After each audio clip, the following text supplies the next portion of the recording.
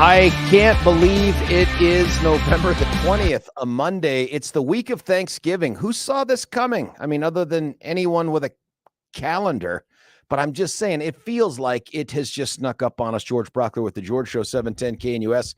Live and local right here in Denver, Colorado. I'll be with you all week, and that is to say not Thursday or Friday, because, of course, Thursday's Thanksgiving, and Friday, mercifully, the warden has given us a furlough on Friday to have some of that time off. Weather today, high of 47. They're talking about things like rain or snow in the morning. I had a couple droplets on the windshield coming, but nothing more than that. It shoots up 7 degrees tomorrow to 54, another 11 degrees on Wednesday to 65, and then the bottom falls out. We drop 20 degrees to a Thanksgiving of PM snow. All the more reason to snuggle inside with a whole lot of food and family and friends, watch some football, all the F words that you love to say on Thanksgiving. Friday, another 13-degree drop. We go 32 degrees. For folks that are using their public school education math skills, we go from a Wednesday of 65. We cut that sucker in half and go 32 degrees on Friday. Mercifully, Billy and I not. Wait, do you get a sleep in, Billy? Or like, what's your sleeping in look like? You get up at 4? Sleeping in is there like 5:30, maybe 6. Okay, well, congrats, man. You get to be there at 5:30. Yeah, not always, but yeah, it's 5:36. That's about the latest I ever get to sleep in. So, I try like heck. I take I've taken some magnesium pills. Yeah. You know, because anybody that suggests, hey, you can try this, I try it. And like the first day, it's usually like helpful. And I think, oh, this is great. I've found it now. Found the Rosetta Stone to figuring out how to talk with my sleep self. Yep, and then the next day, it's nothing. I'm immune to it. Yep. I mean, there's just, I have problems. Yeah, me too. Sleeping is not my friend all the time. And no, they have to move this show to the right a couple hours if I'm ever going to recover and get to a place where I'm not dying on a daily basis. I know. And I always am the idiot that takes up extra radio shifts and things like that. So then when we are off the air here, I'm going to be doing other work for the other job. So that's right. Yeah. So but you can't do trivia in the morning. So that's nice. No, that is nice. Yeah. But we are going to be doing that this week. And then, taking the Thursday off. But yeah, I'll be doing some stuff with Westwood One. So now, Billy, you are, well, we'll get into I was going to say we should talk about the food thing. We have an interesting morning here, folks. Yes, we do. Thorpe Report and You Choose the News has been delayed. Yes. And it's delayed until tomorrow. Yes, until tomorrow. Largely because we have a guest on at 6:30, which, as you know, if you've ever listened to the morning show, Kelly, you know that at 6:30 we don't ever do anything so substantive it requires a guest. If it was the president the former president, maybe Taylor Swift. Yeah. But other than that, we kind of already booked 6 to 7. But that was okay. Kelly was helping out, and he gave us. No, he was, and he's the boss, so it's hard to say no. But nonetheless, it's going to be fantastic. We're going to have Representative Ken DeGraaf on. He's going to update us on all the shenanigans going on in the Gold Dome. The amount. I'm sorry. The problem I've got though is the You Choose the News that we are blessed with a cornucopia. I'll bet. Stupidity. I can't imagine. I mean, there is one that I'm actually sad we're not doing today, but I'm also happy we're not doing it today because it gives me another 24 hours as to making a prep the battlefield. Well, a personal editorial decision about should I actually bring this one here because really? I did this. Well, I don't understand your attempt to exercise discretion. Where did this come from? I know but there's certain lines, and I did one, and this was only for overnights on the Rock and Classic Rock over the weekend, and then I told members of my family about this, and they're like, honestly, and they literally, this is one that hours later they're coming back and going, I kind of hate you for telling me that. And I can't stop thinking about it. Nobody listening now knows who you are, because this doesn't sound at all like Billy Thorpe. I know. Were you visited in a dream by the Almighty? Did an angel come down and touch you? This is what you should worry about. Like Biden is yes. You should worry about if it is something that gives me pause, exactly what could be contained inside. I need to know, but at the same time, I want to be surprised, but not so surprised that I end up signing off for the rest of my career. That's it, folks. It's been wonderful. It's a little, I don't know. It is the most amazing, remarkable, and disgusting, true and disgusting medical story I have come across in a very long time. But we'll get to that one tomorrow. It is. I still gotta think if can I do that one at this early in the morning? Because overnight is fine. Mornings, ooh, it's and once you hear the story, Really? and if we don't do it on the air, I'll do it off the air. You will understand why, because it will haunt you through the rest of the day. Listen, we get text help all the time. Yeah, We've already had some in. Alexa, who has in the past suggested I might do wonders for this is going to be a sleep tip for you, Billy. Oh, excellent. But it starts with a hammer. Originally, so with a hammer and whiskey. Yes. The hammers for your loved ones. No, I'm kidding. And two loved ones hit me with. She had said, hey, you might do wonders for that parchment-like skin that's draped over your face using castor oil and I don't know, castor oil, some special castor oil. Now castor oil has shown up again. Here it is. Try castor oil, cold press, hexane free with lavender essential oil on your feet just before bed.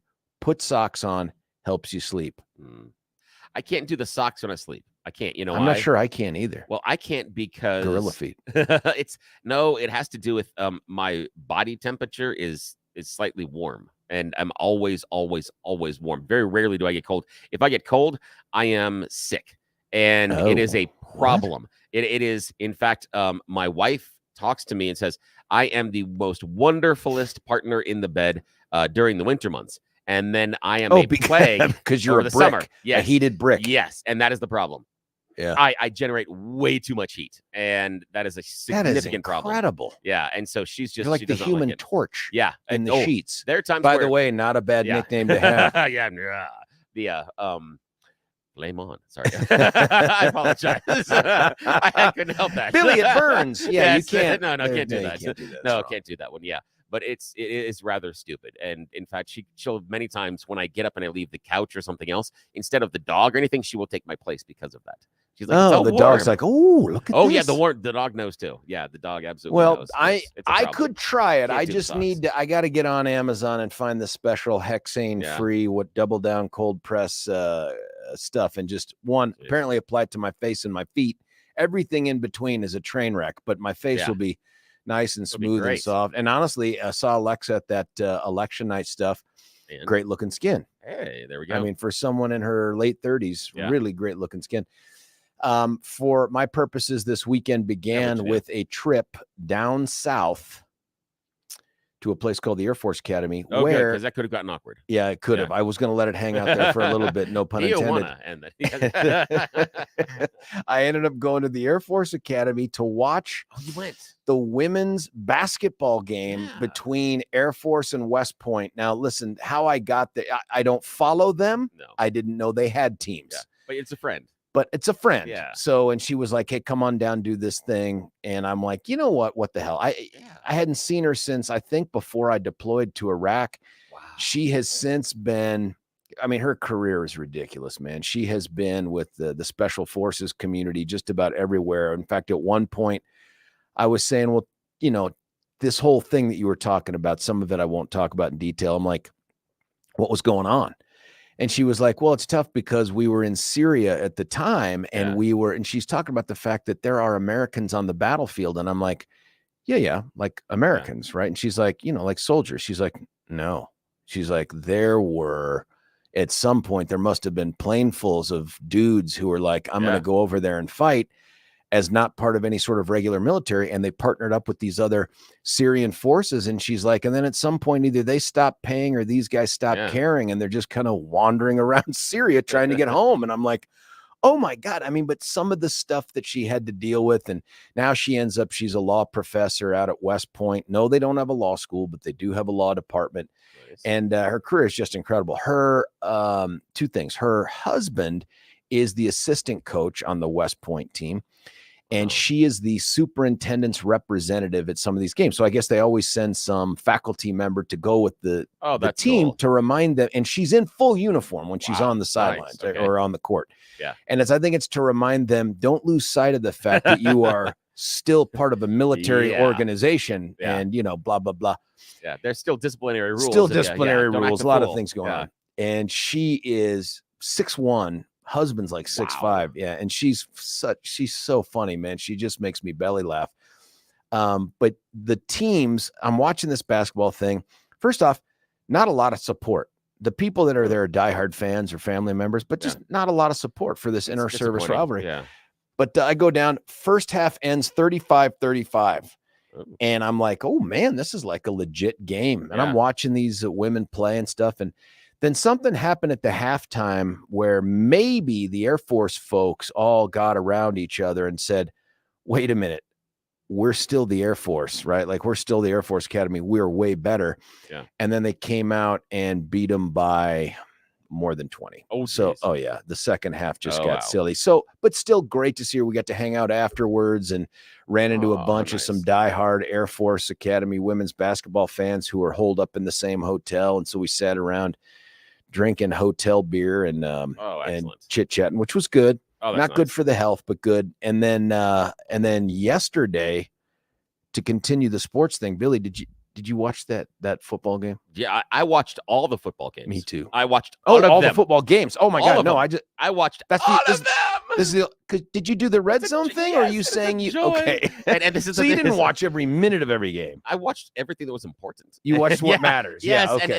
and again, it is a joy, and it was international break for soccer, so everybody's playing World Cup qualifiers. So there wasn't anything I had to worry about in the morning. So it was wonderful. I could get up. I got up way early. I was up at 4:00 in the morning and was recording radio. I was able to get ahead on some things, was able to blow through everything that I needed to and wrap up all the recording I needed to before kickoff started at 11. And at 11, we switched to red zone and it was commercial free until the Broncos kicked off. And it is amazing. I mean, I had to go out and I did some other stuff. I did some things in the backyard and I did do laundry and some things around the house. But the entire time, the red zone is playing on the giant TV and it's up loud and all you see are the important plays. And so I watched all of the football games. And it is so good. It's so nice. I don't know how many exciting games there were because I was busy doing so many things to try to prepare for Thanksgiving and get the house squared away and stuff like that. But the nice thing is the Raiders still suck. The Raiders still suck. Yeah. Chargers lost. Yeah. That was tonight, a rematch of the Super Bowl. I mean, good football tonight. Yeah. But I'm watching the Broncos, and it's become clear to me that this is the heart attack Broncos. Like this is the team that shows maybe they're the rope-a-dope Broncos. I don't know how to describe it, but when you work your way up and down the field and then just stall out in and around the red zone every single drive, and you're putting up 5 field goals when you should be scoring 1 or 2 touchdowns that would have put the game away early. Defense feels like there were times where there was pure magic, especially at the end. There were other times where I'm like, do we ever train on crazy things like how to stop the run up the middle? You know what I mean? Do we ever practice that? Yeah. Is that the one? Practice? Because otherwise, the offensive line for the Vikings looks incredibly gifted. Some of these things, but buddy, there were times where I am screaming at the TV profanity, and I'm like, you guys don't deserve to win. Some of the things that are happening. And then in the fourth quarter, I'm doing that, come on, Russ, come on, Russ. You're my favorite. You can do it. And it was insane. Insane. Yeah. And my son and I were talking during the game, watching it, thinking about what is that relationship between Russell Wilson and Sean Payton, and how does that go forward? Because at this point, Russell's pretty good, not great, but he's pretty good. But the issue being, depending on where we hit in the draft, does Payton want to go and get that rookie that he's got to teach a lot of things, maybe doesn't read the defenses? Do you want to start that again? No. Or do you want to take the older dog, the guy that knows how to read the defenses, the guy that may be slipping a little bit in some of his actual physical skills, but mentally can still do what you need to?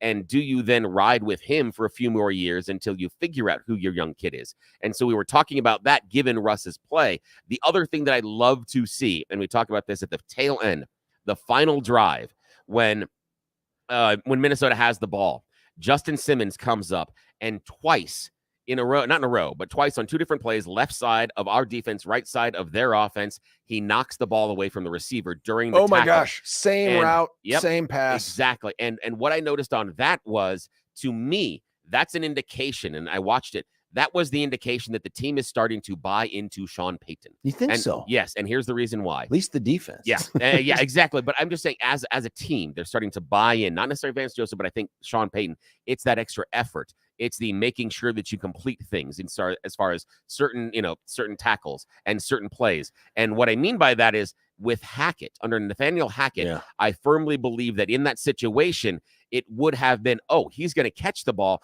I'm going to wrap him up and make sure he doesn't get any further.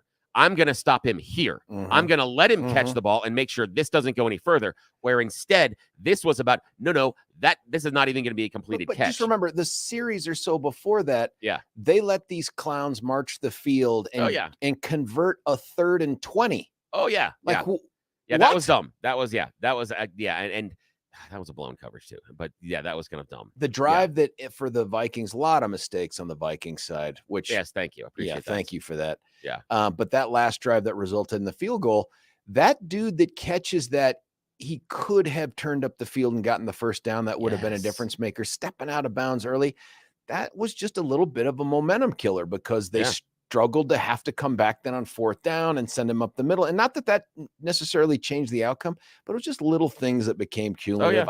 I can't believe we've won 4 in a row and we're sitting at 500. And I can't either. And now we're right there with the Raiders and the Chargers, and we're kind of on the outside of the discussion for wild card. Like, what are we doing? I know, and it gives me a lot of hope. And there was my favorite time of the game yesterday was when the play-by-play and color guy were effusively praising the quarterback for the Vikings. Oh my gosh, this guy's coming in and he's doing well. Look at this kid, and he's making these choices and he's looking and look at this and wow, and he's this amazing. And then it's a and I don't remember the exact play, but it is a very important play. He drops back and he freezes and gets smothered by the Broncos. And I'm like, and I start laughing. I'm like, hey, what happened to your superstar there? Although there were what happened there? A few things he did that were Mahomes-ish. Oh, you know what I mean? Like there was that one where they're close to the goal line. Yeah. It looks like we flushed him out. Coverage is great. They get a hand on him, but somehow before he goes down, he does that little Mahomes-like basketball shot over the top of the defense. And I'm like, what are we doing? Well, and then Texter texted in and said, we didn't even start tackling till the end of the game. That's true too. Our tackling sucked. Yeah, it did in many ways. And that's what I'm hoping, that Justin Simmons shows that type of a play. And I'm hoping for that. I'm hoping that means we're getting into that Sean Payton. Now, the issue for me on that one where it was the touchdown where he flips it over our defender after the guy has his arms on him, that for me, that's on the defender. The defender took the wrong line. That is all about him saying, because the defender, if you watch, the defender says, I need to get to here, this point, and that is not where the quarterback ends up. And so he was running to the wrong point on the grass. That is a mistake by the defender. The defender should have taken, in my opinion, a shallower line closer to the line of scrimmage in case the quarterback moves forward. And I find this a lot because in soccer, you have to take the right line when you're chasing. And I'm very You got to go to where they're going, apparently. And I'm very intrigued. And when I'm watching football, I watch the defenders a lot of times take the right and wrong lines. And you can see it immediately. The times you see it a lot of times are on kickoffs and punt returns. You can see numerous players taking absolutely awful attack lines, horrible attack lines. But I watch that a lot on the defense after the ball is caught. How are we approaching them? How are you coming after them? And many times when you have those big plays, in my opinion, it is because the defense is taking the wrong attack vector. Their line is off and they're not getting to where the player is going to be. Sometimes it's misjudging the speed of the player. Sometimes just being stupid. As you know, victory is a cure for all those ails. Yes. Somebody just texted in, the Broncos won? When I went to bed, Broncos were down 8. I know. I know exactly what you're talking about. And normally you would say, Broncos down 8, it's over. Go to bed. Yes, absolutely. You made the right choice. Yeah, this is, I don't know, man. Maybe these cardiac kids are going to somehow figure out a way to keep moving through the season. I haven't taken a look at their strength of schedule, but dang. Yeah. I don't know. I know. Maybe it just builds up that idea that we can be C+ students all the way until the middle of the fourth quarter, as long as we're A's at the end, we eke out a victory or something. Here's the thing is that I think that ever since the disintegration of the Patriot dynasty, I think that has been the biggest proof. You mean when Tom Brady went to the Bucs? Exactly. And I think that in and of itself is the biggest proof of how well the NFL has accomplished parity.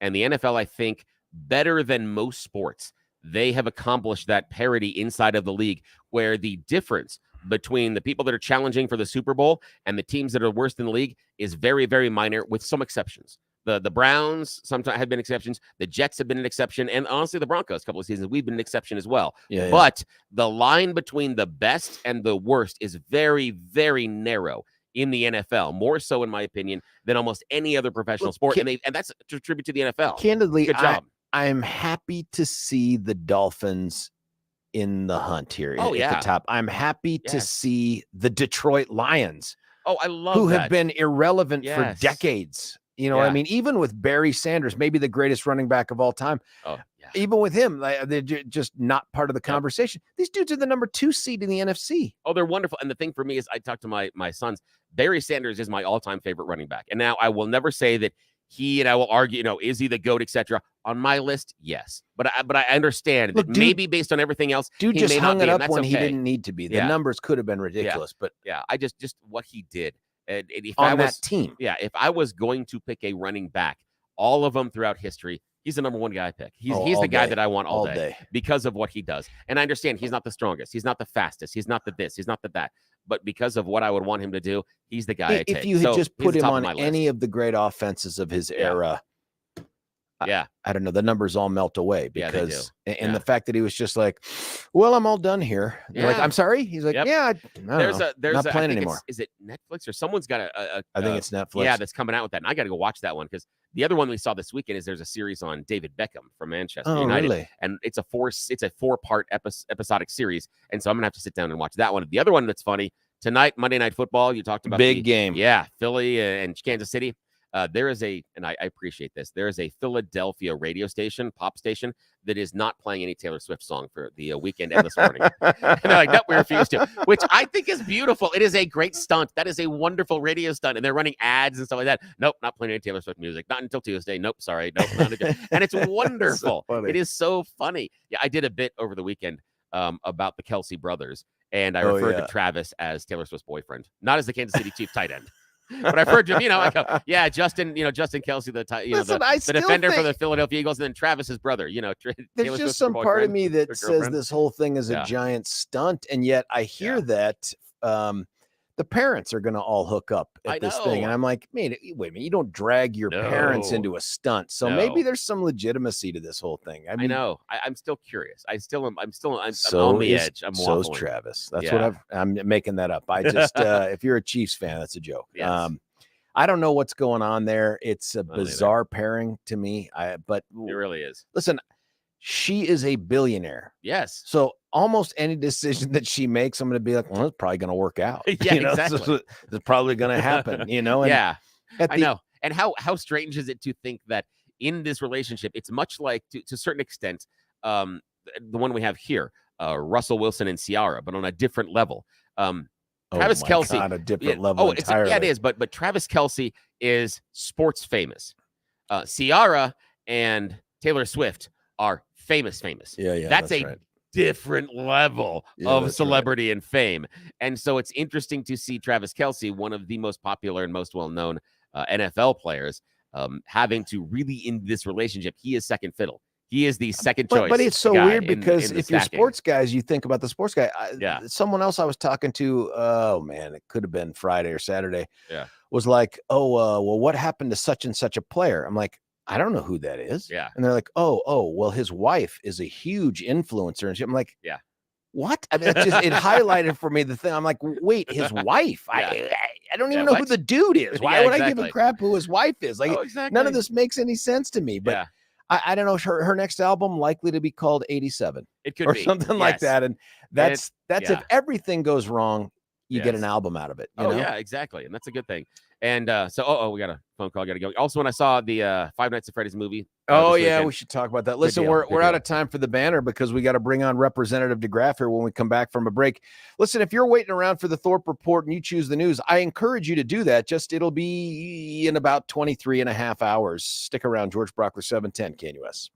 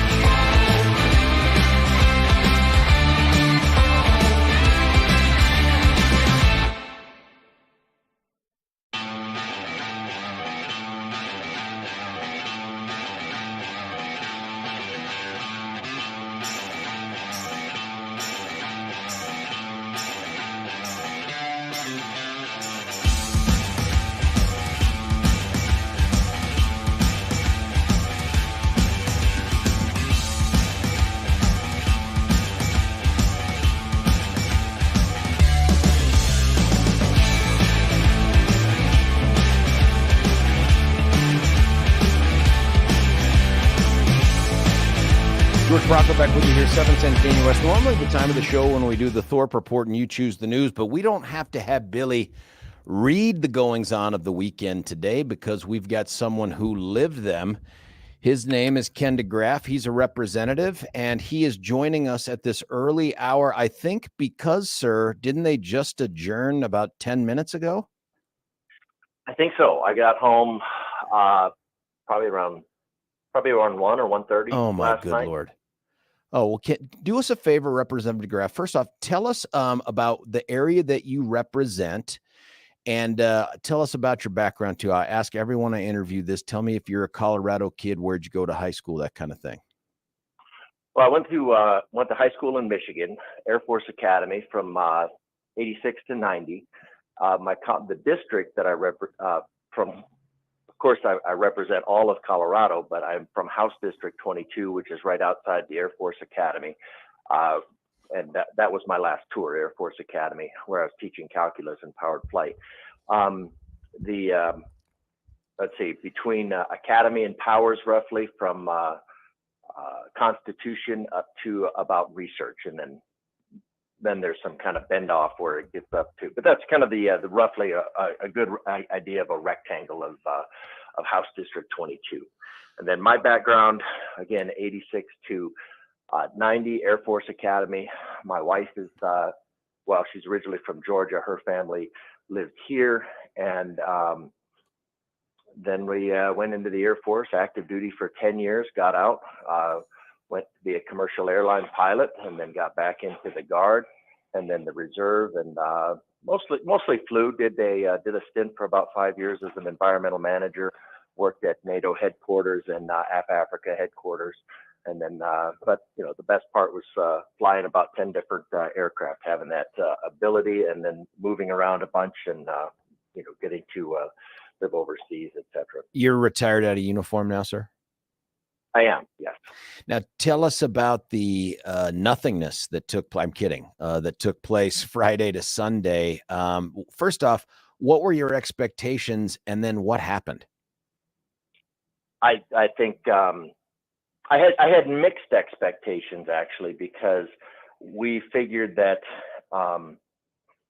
and this goes back to why I call it Operation Cookie Jar. Jared got his hand slapped away from the cookie jar, and so he sent his minions back for as many cookies as he could. So they took Proposition HH that really, I mean, has been proven by this weekend, really, to be just exactly what we thought it was. So the people spoke pretty clearly. I mean, you had a high number of people come out for the vote, and then you had a very disproportionate number, unexpectedly, so I'd say, vote against Prop HH. So the despite that, where the Democrats are always talking about mandate of the people because they receive 56% of the vote and they give about 75% of the representation in the House, they talk about their mandate and the people in how they have to impose their socialist agenda. But in this case, they didn't heed the vote or the voice of the people at all. They just basically took Proposition HH, deconstructed it, and then rammed it down the throat of Colorado, and then added the what I would consider an insult to Colorado, like the EITC. Well, that was in there, and then the food vulnerability, and I consider that an insult because they didn't really address taxation in a serious way. Really, they just shuffled some money around, the money that belongs to us, money that was extracted by the threat of force from the citizens, and they shuffled that around and then called it tax relief. So after forcing people into food hunger, food vulnerability, then they give them about $100 and tell them to go away. We're talking with Representative Ken DeGraaf. He's from down south there in the Springs area. Sir, give us some details. There were a series of bills that were considered and passed. Big question before you get into those details is, in large part, this special session was billed as an opportunity to address property taxes based on surging values and the new assessed thing. Did you guys end up providing a solution to that? Well, we presented solutions, but I don't think we provided a solution. What ended up getting passed? Now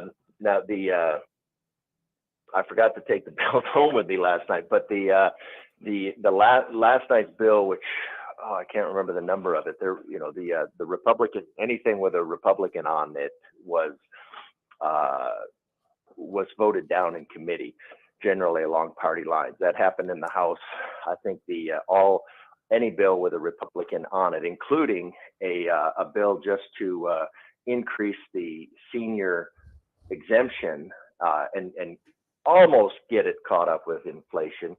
That was voted down in the House as well, and then in the Senate. In the House, I think it was about less than an hour before, or within a couple hours of the committee hearings or even the day starting, all of the Republican bills were start. So there was one bill last night that actually did take the state assessment rate from I think it was the 6.765 down to 6.7. So, well, that's going to actually keep people in their homes. I'm kidding. Yeah, absolutely. Yeah. It would be laughable if it was funny, but the people of Colorado are really hurting. And then one of the bills was a rent control, and it was a rent control, and of course we know rent control always results in. Wait a minute, what did they do with rent control? How did they make rent control? Well, this one, not so much rent control, but in this case, subsidized rent. So they said, well, we're going to, any of the help we're going to give in this session, we're going to give to renters, and renters need help. There's no doubt about it. This entire economy of, since the Democrats, by their energy policy largely, and then others have completely devalued the currency. And they repeatedly say, well, home values have increased. It's like, well, home values haven't really increased. The cost has gone up, but and then they lament the California cash that's coming in that's driving the prices up. I was like, well, it's the California policies that are creating this flight, that they're coming here and driving our prices up, driving our people out to Coloradans out to Denver, and not to Denver, but to Wyoming and Tennessee, Texas, lots of different places. But the rent one was rental assistance for anybody making less than 80% of the median. Well, less than 80% of the median, then that's 20% to the median, and then there's 50% above the median. So there's 70% of the population that is automatically excluded. And then if you look, so it only covers 30%. And then of that 30%, they said on average about 34% actually rent, so less than 40. So if you say 40% of 30%, you get 12%. So their assistance of taking Colorado's money and then sending it to renters was affected about 12%.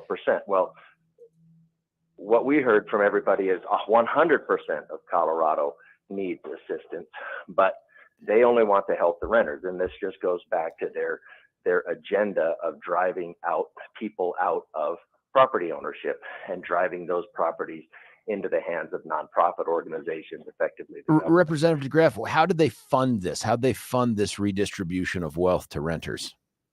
Little shell games. I don't remember on this one. You'd have to look at the fiscal note, but they were usually out of TABOR or the general fund, or they'd say, well, this is out of the general fund, the rainy day fund. So it's like, well, we're going to give these people all this money, and then we're going to rake it back from you later on, because the government, what the government is giving, it at one point took away, and then it's going to take away again. So it's just different things with giving the, and then Weissman talked about this, that it's up to them to distribute the TABOR refunds. Well, they're not TABOR refunds, they're excess taxes, and they're not contributed, they're extracted from the, nobody really volunteered to pay excess taxes. They were, they don't like it, they don't like to be reminded, they rolled their eyes, but it's like these excess taxes were extracted from the citizens of Colorado under the threat of force. So they don't, and so then they say, well, we get to distribute that any way we like, and in distribute, they interpret that as redistribute. So instead of returning it to the people we have a 6-tiered system for some level of expedience, but it goes largely back to expedience, yes, but the reality is, and I know you know this, Ken, is that the more you pay in, the more you should be entitled to get back in a refund, but that's not what happened. No, they say, well, we want to, and so they make it this big magnanimous gesture, and on our behalf. On our behalf, yes. Well, that's where a Republican will protect an individual from the mob, a Democrat will feed him to it. Yeah, that is good. The sponsor of that bill, leveling the which was presented yesterday, last session. These are all retread ideas, of course.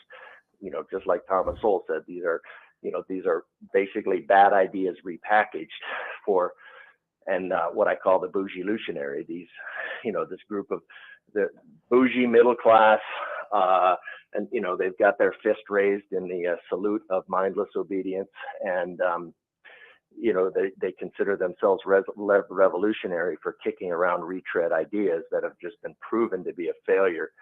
And I shared with my colleagues, Karl Marx top 10 for introducing, and I talked about it in one of the speeches, Karl Marx top 10 ways of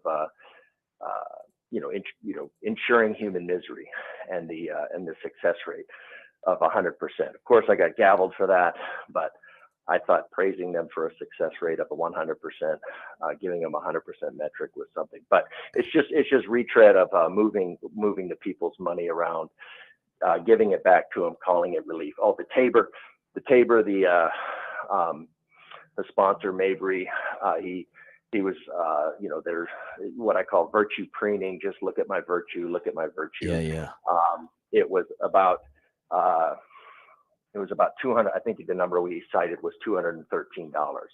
So $213, and it's gonna help this single family with the single mom with food bills and rent, and he's got a neighbor who can't pay his bills, and he's doing it, and he doesn't know how to pay his, like, you're not gonna, it really doesn't matter where it's 213 isn't going to go very far, and it's a one-time gift. It's not like changing the energy policy away from their carbon superstition and reducing all of their prices by 1/3. It's a gift that essentially that everybody has to come, little, soup bowl in hand, saying, please, sir, may I have some more, and ask them for more money. And it's everything they did. They clearly don't want the people to keep their own money. It's all going to be, the government is going to take it in, and then the government will redistribute it, and they will control it. Representative Ken DeGraaf, thank you, sir, for getting up like moments after you were finally cut loose from the House. Keep fighting the good fight. I just don't know what that looks like anymore. We've just got to figure out a way to get out of the super minority here so we can do some good. But thank you for taking time out of your morning to chat with us. Yeah, and we should talk about TABOR and how this would have solved the whole problem. I talked to Doug Bruce for a while. yesterday. We can do that another time, I suppose. We will do it. We'll have you back on. This is Ken DeGraaf. Sir, thank you so much. Ken DeGraaf, he's a representative from down south in Colorado Springs, joining us. They broke late last night, like after 11 or something. He says he got in at 1. The fact that he got himself out of bed to do the interview, I'm very appreciative. Thank you for doing that, sir. Hey, stick around. We're going to cut away for a break. We're going to pay some bills, come back. We'll have just enough time to get into the 7 o'clock hour when we'll be joined by Sherrie Peif. I should tell you, too, I've reached out to a couple other smarty smarts who are there on the ground, some who are not legislators, to try to discuss what happened. We'll talk about some of the other bigger issues of the day, too. It's George Brauchler on the George Show, 710 KNUS.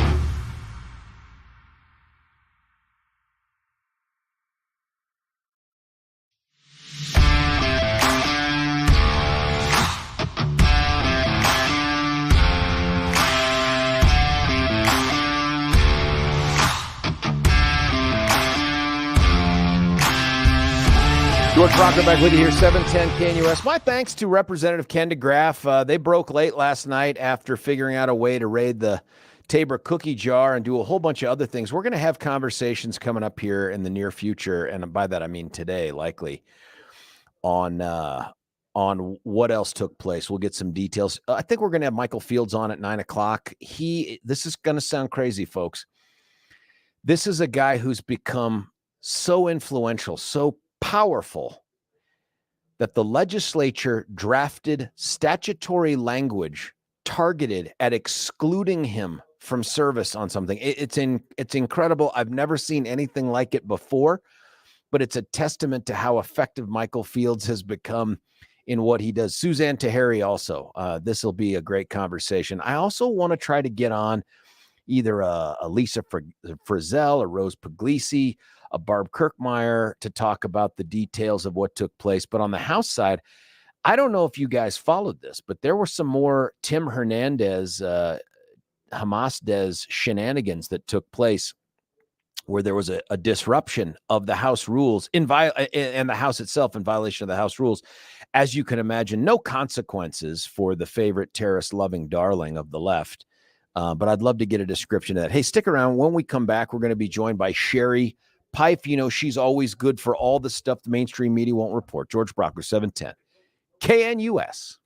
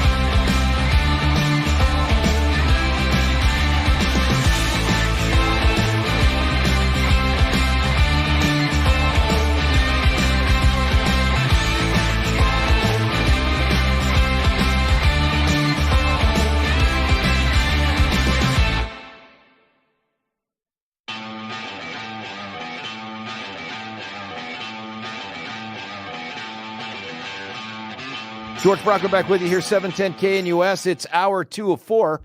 10 o'clock, we'll find you listening to Charlie Kirk right here on 710, followed by Dennis Prager, Seb Gorka, live and local. Again, now we're in week 3 of this. Billy, any idea? Is it Jimmy again? I'm just going to presume Jimmy because Jimmy is super eager, super competent to do it, and he's been doing really well. I mean, just based off the text, it feels like Jimmy's been crushing it out there. So listen to Jimmy from 3 to 4. Then 4 to 7, we have Officer Brandon Tatum. He is I think he was in it for many, many months, police officer down in Arizona. Now a big time podcasting talk radio guy. And we have him on from 4 to 7. Take a listen to that as well. Right now, we are pleased to be joined on the VIP line by a VIP in her own right. She's that investigative reporter that does all the stuff the mainstream media either doesn't care about or doesn't want to look into. Her name is Sherrie Peif. Sherrie, thanks for joining us. Morning, George. How are you? I'm good. You know, by the way, that we're transitioning into video. I know you couldn't do it this morning, but the pressure is incredible. And I told Billy it's so much to ask of Sherrie to find a bar with solid Wi-Fi. You know what I mean? In the 7 o'clock hour, that's a real big demand. And I don't know if it stretches into the parking lot or not. So we may have to grandfather you in under the old way. I told Billy, I said, probably not this morning. I said, do you know what women look like at 7 a.m.? I do. Especially when you ask them to do video at 6:50. Some I do. I can guess as to the others, but I will be prepared for the next time I am on your show. Now listen, yeah, probably not today. Yeah, today we had Ken DeGraaf on just before you in the 6 o'clock hour, and my understanding is that the House adjourned like what 11 or midnight or something. That's my understanding, but no, I was not up with them. I was up with the Broncos last night.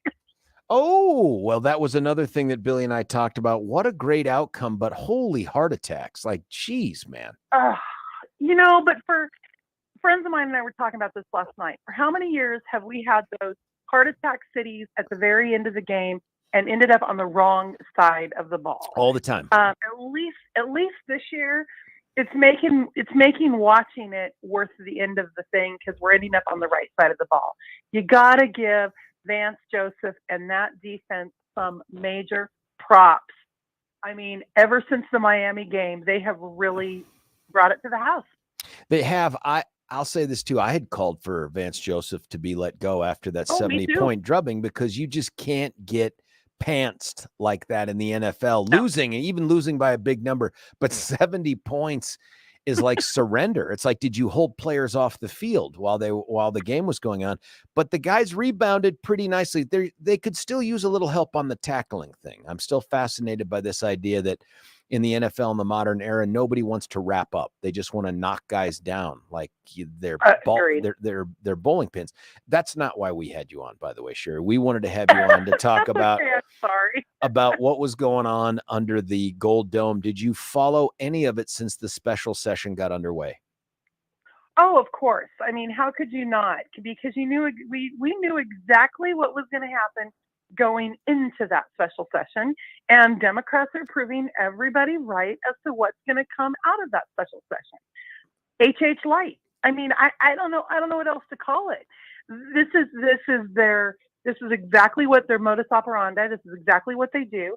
If you think back to Proposition CC, when we told them stay away from our oil and gas, the next legislative session we got, SB 181. When we put an initiative on the ballot to lower property taxes, we got Proposition 1, or we got a bill that redefined what residential property taxes meant, so that 120 would fail. This legislature does not listen to its voters. It is you are going to do what I tell you you're going to do, whether you like it or not. I don't know if you're sure. I'm sorry to be the bearer of bad news here, but once they're elected, they are smarter and wiser than we are. And the fact that we criticize them does them a real injustice for the goodness they do for the state of Colorado. Well, apparently so, because they are tone deaf. And I'm telling you what, there was a bill, one of those bills that has come out of this session, the increased earned income tax credit, 23-1002. Yeah. was sponsored in the House by Representative Mary Young. Now, Representative Mary Young represents a huge, all of Weld County. It's the only district that it is completely encompassed inside of Weld County, which is House District 50. How does she get there? Well, because it encompasses almost all of Greeley. I mean, it encompasses almost all of eastern Greeley. So the one spot that has been blue in Weld County, but she nearly lost in the last election. She lost to a young man by the name of Ryan Gonzalez by 330 votes. Oh, yeah. That was the closest election that has come in that district in 20 or 25 years. And she walks in and she tells the homeowners in House District 50 that now I'm not worried about you and your property taxes. What I'm worried about is taking money out of the back pocket of the people who need it the most and putting it in the front pocket, because that's exactly what 1002 does.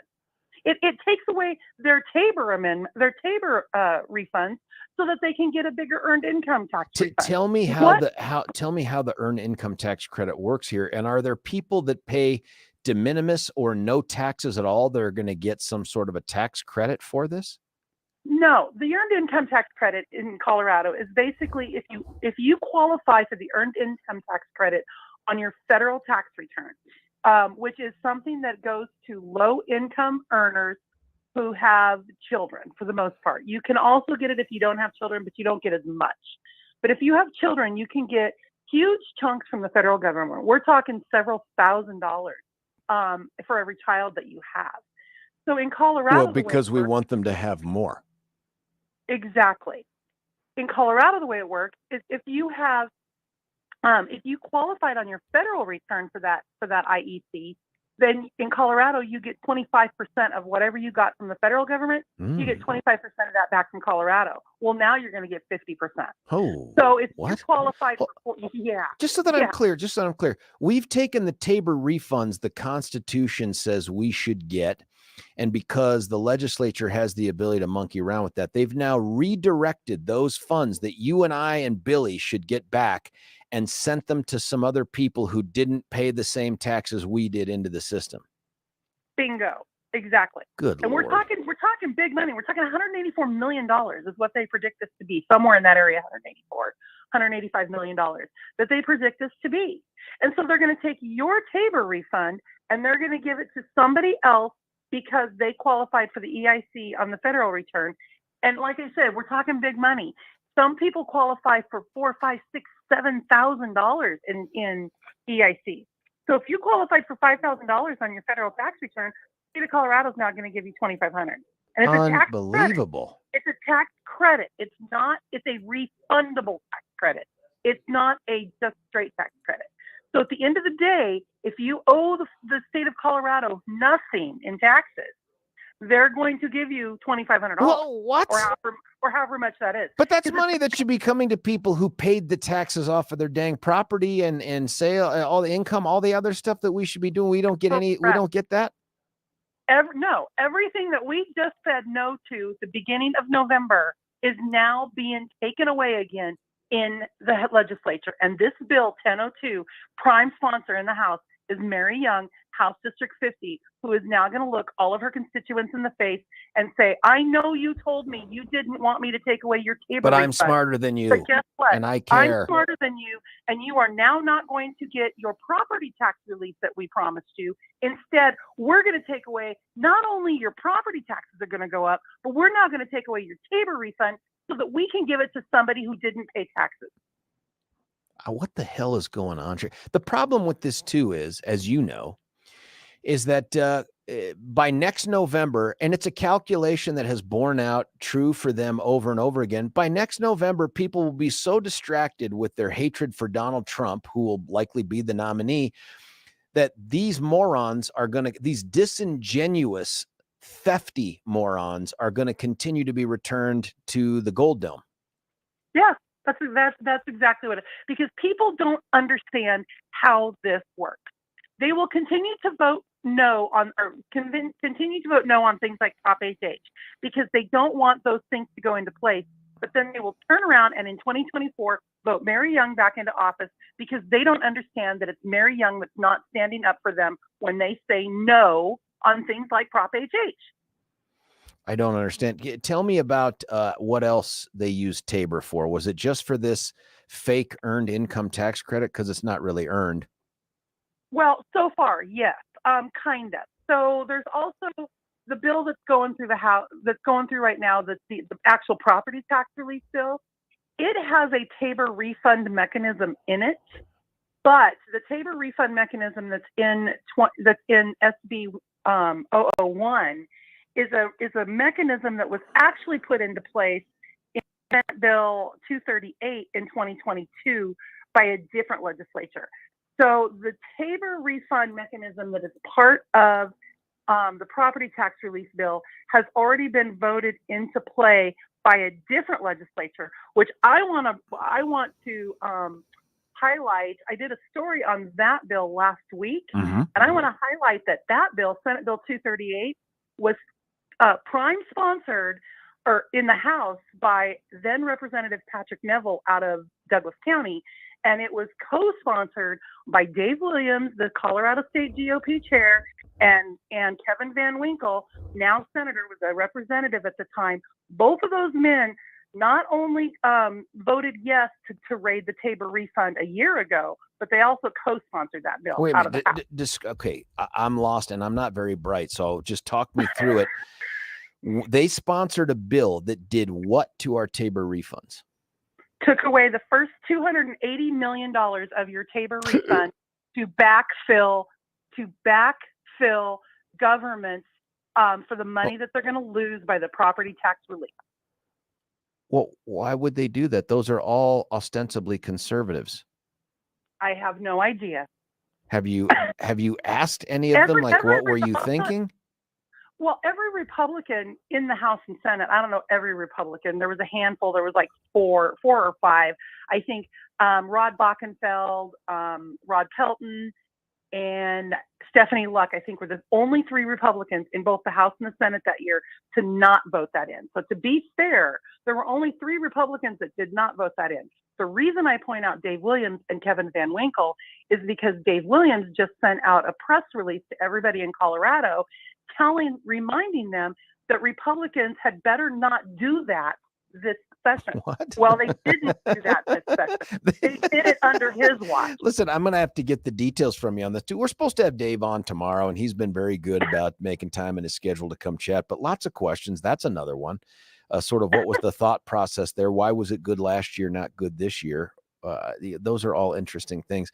Sherrie, I don't understand. What have we actually done for you, me, Billy, property owners who pay taxes? What relief did the legislature provide to us?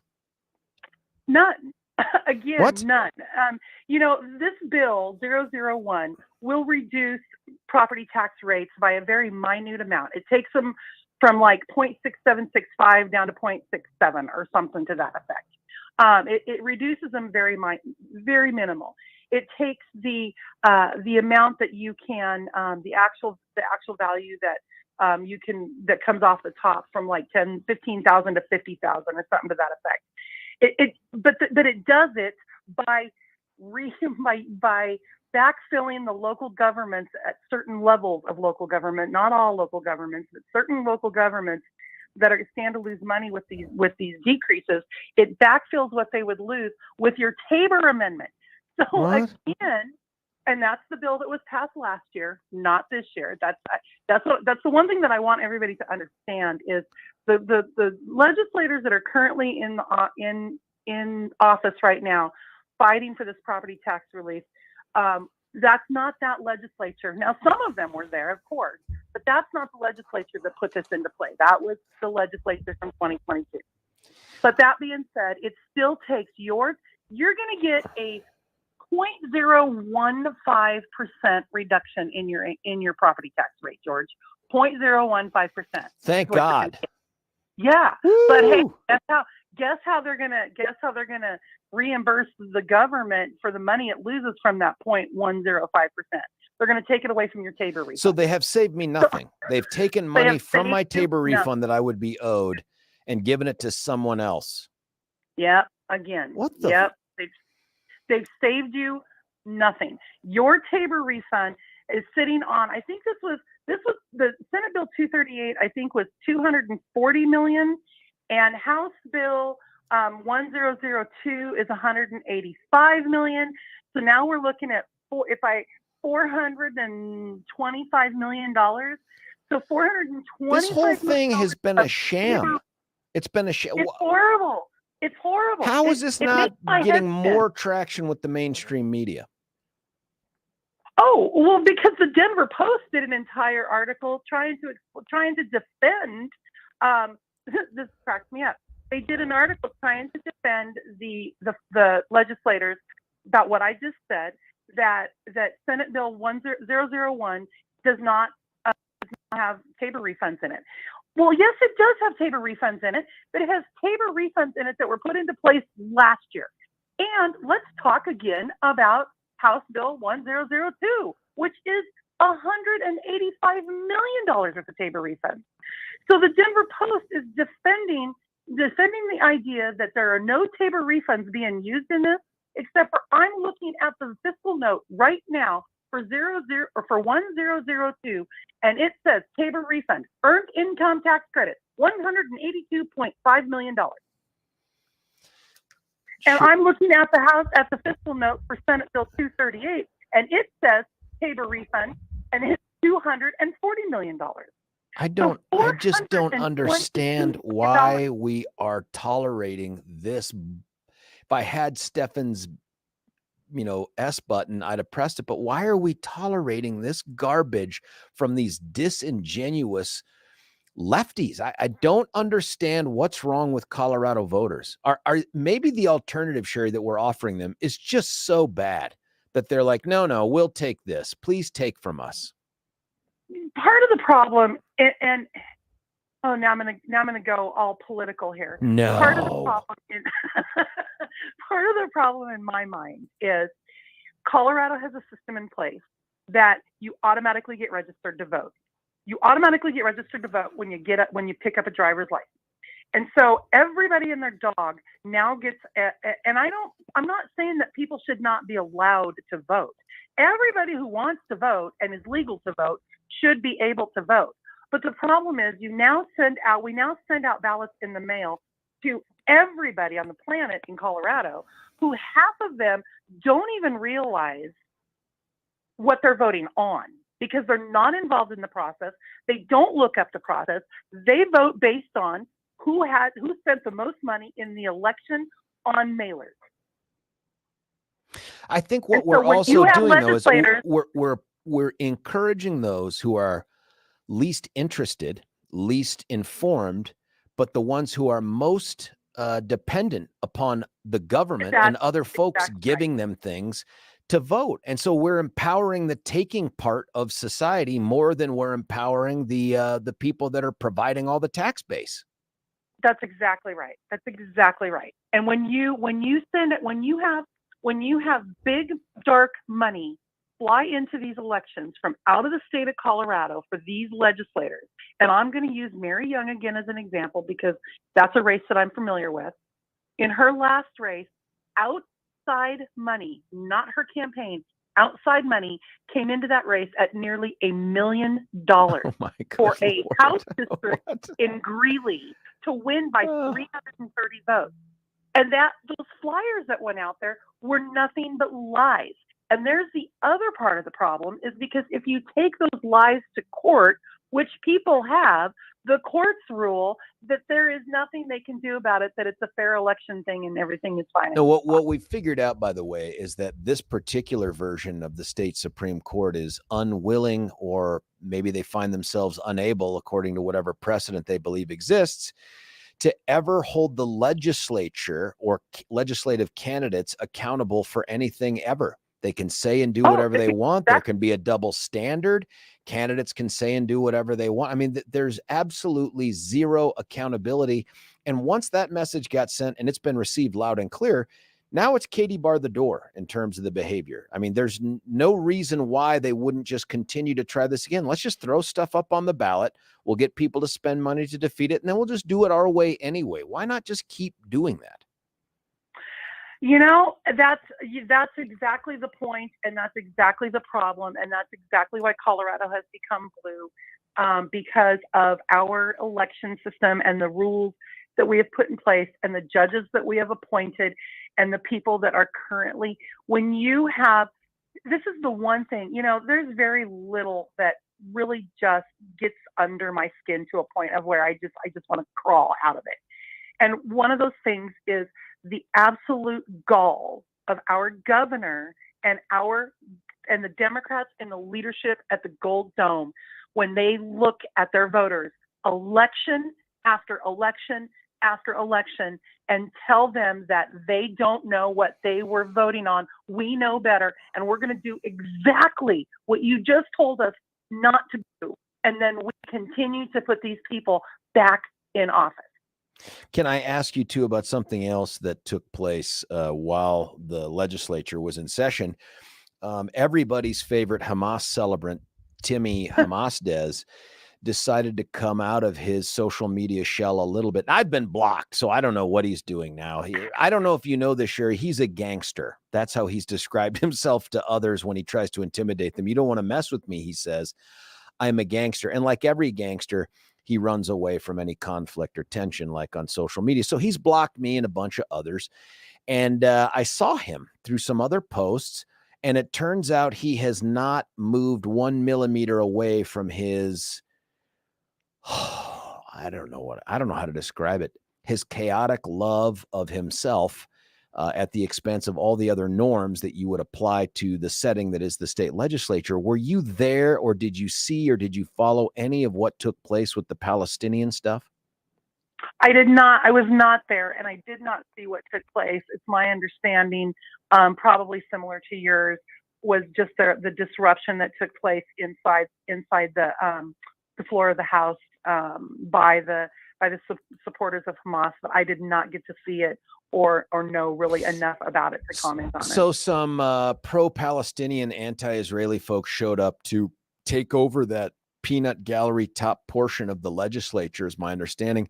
Saw pictures, and then they snuck in their flags, leading me to wonder, by the way, what is security like now at the Capitol? Is it still State Patrol? Because how are you walking through security with big old flags to be unfurled later? And they drop these Palestinian flags over there. They're screaming at the members. Blood is on your hands, all this other garbage. Because, the state legislature funds the IDF. I don't know if you knew that. And then there's Timmy Hamasdez going out to greet them and encourage them in what they've done.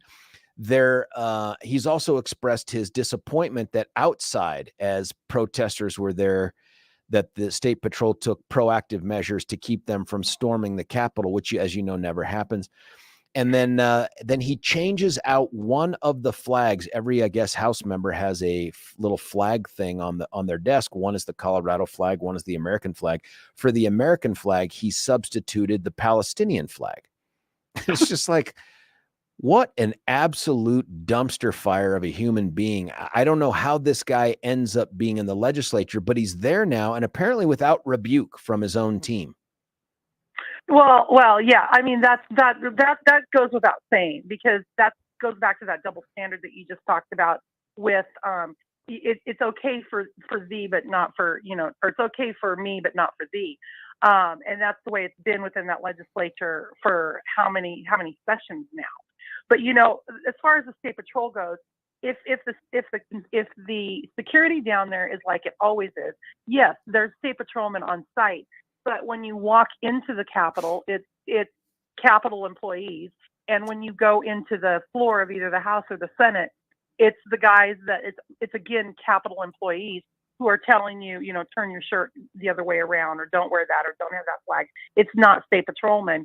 The State Patrolmen would have to be called and asked to assist if that's the case, which is my understanding. The Republican caucus wanted the State Patrol to be called to have these people removed, and the Democrat caucus would not call the State Patrol. Oh, that's so interesting. That's not on the State Patrol. That's on leadership, who would not call for the State Patrol to come remove these people from the floor. But Sherrie, in their own defense, they would take the exact same action if a bunch of pro-lifers draped flags that said "you're a baby killer" with pictures of aborted fetuses on those flags, they would have taken the same position. Do not throw them out. Let them do what they want to do. They're very consistent in that way. There's no doubt. Yeah, there's no doubt. You know, I remember a time I was sitting down there for the swearing in ceremony of of all the legislators, and there was a group of people sitting right next to me who they were all wearing Moms Demand Action t-shirts. And they sat there with those Moms Demand Action t-shirts on the whole time. And which is, for people that don't know what Moms Demand Action is, it's an anti-gun group that works to put in more legislation for gun control. But they sat there with these Moms Demand Action t-shirts on, and nobody said a word to them. And one person walked in with a t-shirt that was a pro Second Amendment t-shirt, and they walked up to them and told them they either needed to turn their t-shirt inside out or they needed to leave.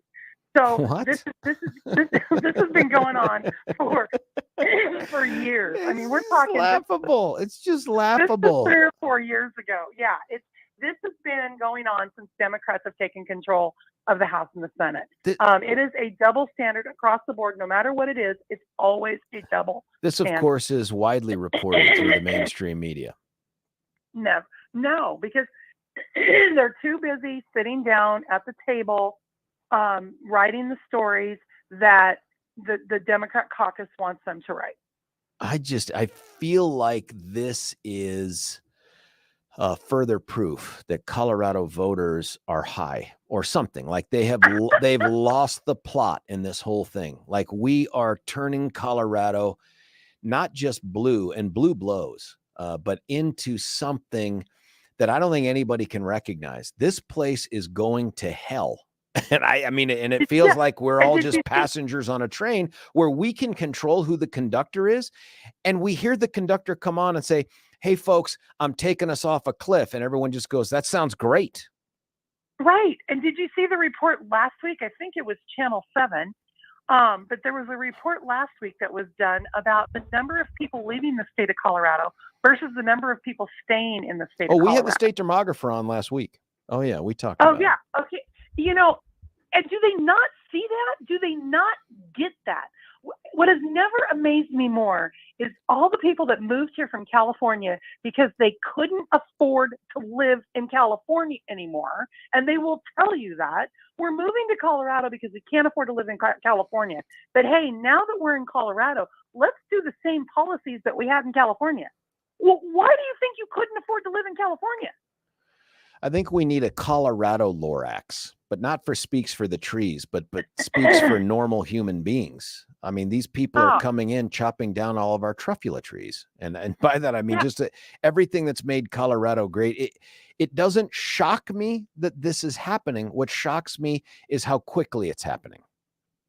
That I think that is the key answer right there. It is like, you know, I have friends that live up in Wyoming, and I spend a lot of time in Wyoming, and I get poked fun of a lot for being from Colorado, and it is night and day. We're literally talking night and day, and I laugh. And I said one time last week on a Facebook post, somebody was commenting on, you know, what the term rhino meant, and somebody came on and said, you know, so-and-so would be a rhino in Colorado, but a Democrat in someplace else. And my joke was, Mark Gordon, the governor of Wyoming, is a rhino in Wyoming and would be considered a far-right activist in Colorado. That's true. That's true. And it is. And the people in Wyoming, I laugh all the time because of the jokes that they make about Colorado. It has spread so fast in Colorado that there isn't anybody that doesn't know about what's happening in Colorado. I went to a comedy show in Cheyenne, and the comedian, the first thing he did, it was Rob Schneider, you know, from all of the Adam Sandler, Rob Schneider. So Rob Schneider comes out, and he's over the intercom. You can't even see him. He's over the intercom thanking everybody for finally being in the wonderful state of Wyoming, the beautiful conservative state of Wyoming. He's so happy to be amongst his own. And oh, by the way, Yeah, I know. There's probably a few of you trickled in there who came up the highway from that southern blue state of Colorado. You better get on board, or I'm, and Rob Schneider's making fun of Colorado. Yeah, that's how fast this is. And I know my circles are probably going to be a little skewed, but even when I go travel nationally and have conversations with people, and always reveal, hey, I'm from Colorado, it's different today than it was 20 years ago. Like, people now, it's like, oh yeah.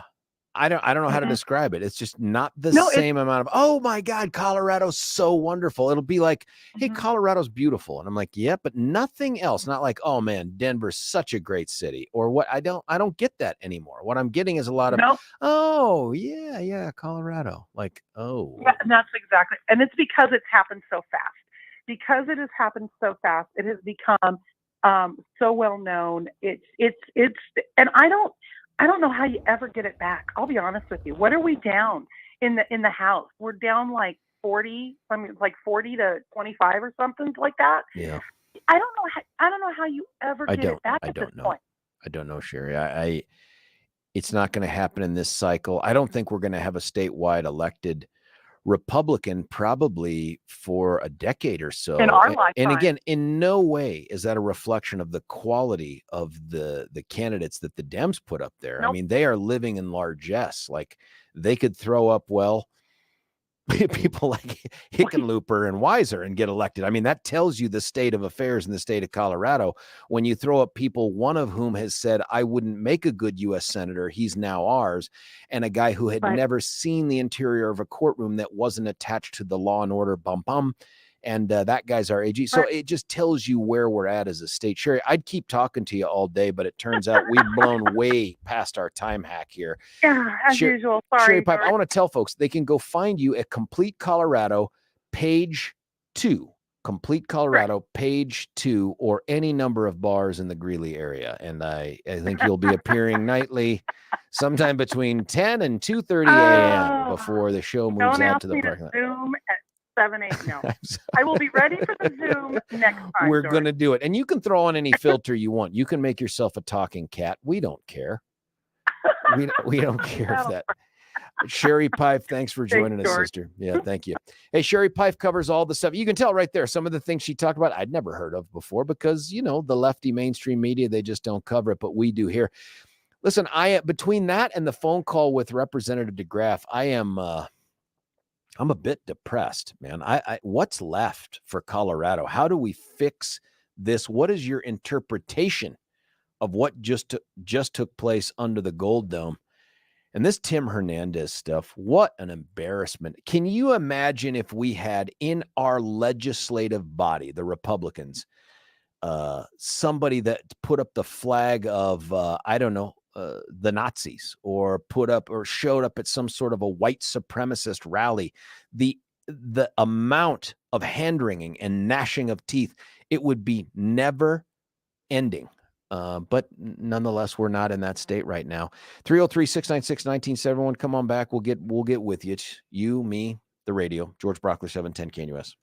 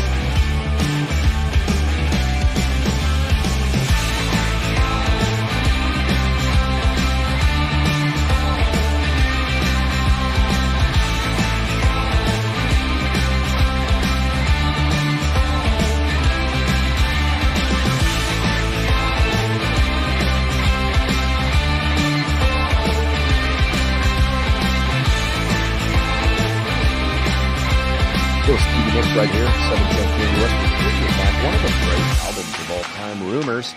George Brauchler back with you here. My thanks to Sherrie Peif from Complete Colorado, page 2. You can find all of her writings there, investigative reporting and other stuff. Lot of texts. I'm going to try to get through some of these things here.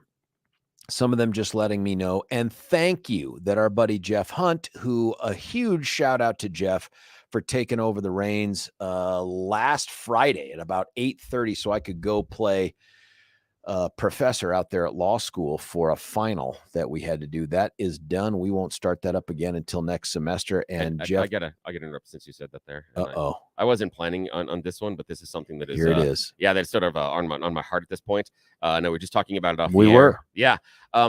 I do have to publicly apologize to Jeff Hunt because of our conversations on Friday.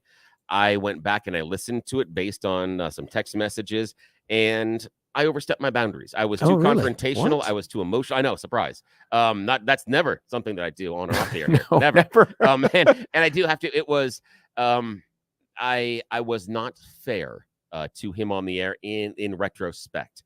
I believe that how I participated in the discussion was at times disrespectful and did not further the discussion in the ways that I should have, nor would have hoped. So I would publicly, and I did the first thing, and I talked to you, the very first thing that I did after the show, when it hit 10 o'clock, the very first thing is I came in and I apologized to him. And so we're good.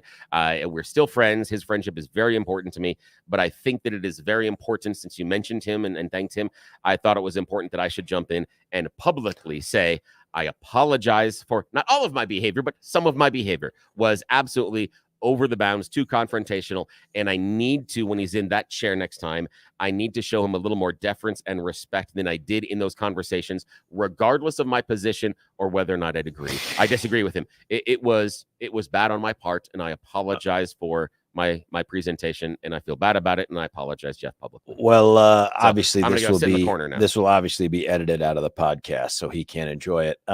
But I'm sure Jeff appreciates that, man. It sounds like you guys are good. It makes the text I received that says Billy's dead to me all make sense now. Like, I didn't understand where that was coming from. I thought it was a joke, but it turns out it was warranted at the time. Where's my apology, man? From all the times that we go around, there's never, ever.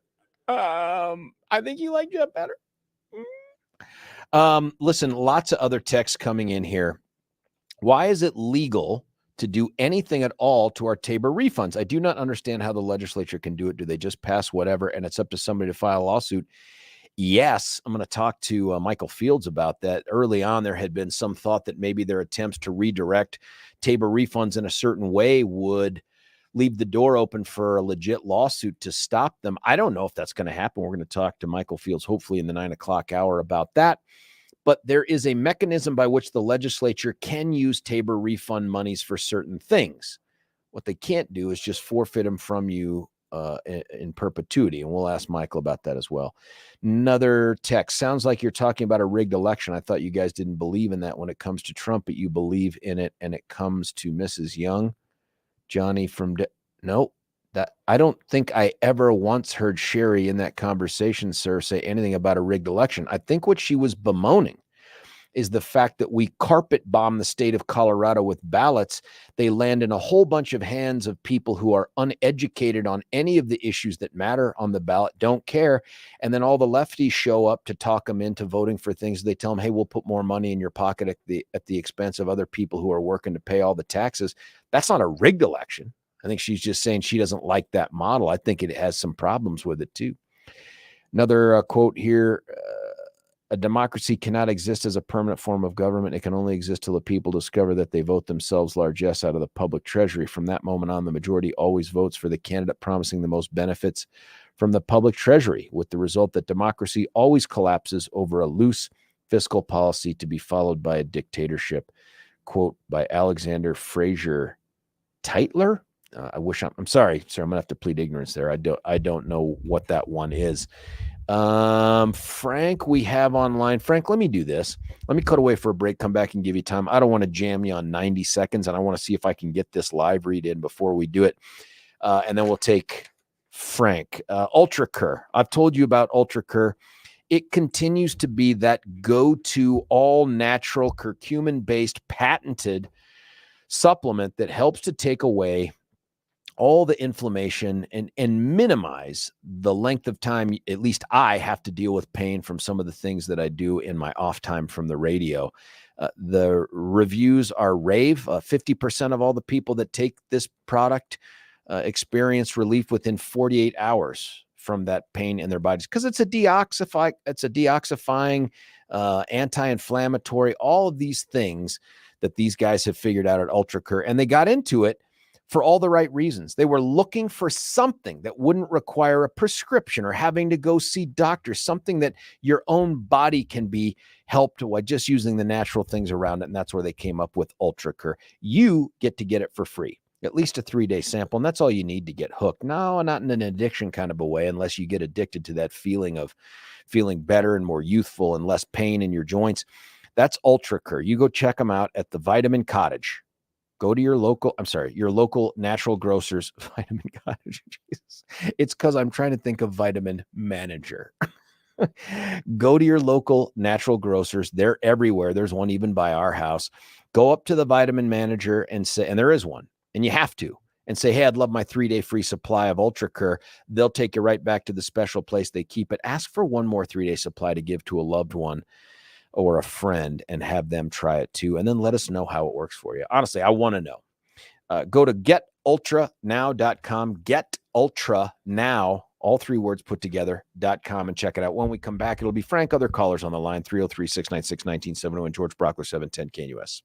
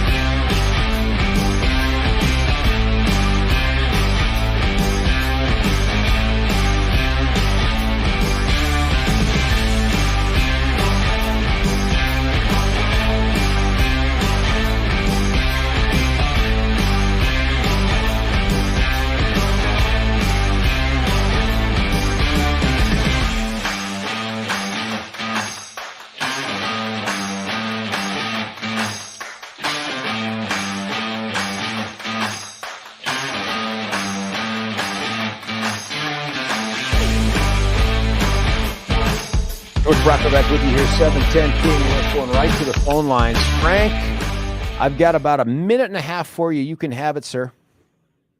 Okay, thanks, George. Happy Thanksgiving. Happy Thanksgiving. I haven't thanked you for your service lately, so thanks for your service. Thank you for that, man. It's an honor to serve. You bet. When I moved here, Colorado was ranchers, farmers, aerospace workers, energy workers, people who worked and made money and added to the country. Today we have a bunch of flower children, potheads, etc., running the place. And I love your guests. I love your guests too, by the way. The way they accept that and understand that concept. Because when I told that to the grumpy old guy on Saturday morning, he says, "No, it's all Trump's fault," and he hangs up. Give me a break. This is the electorate in Colorado is hosed, and by definition, we are hosed because it's not changing anytime soon. And even the ski industry back in the day, the ski industry was different too. Now I don't know what it is anymore. But anyway, that's all I had really.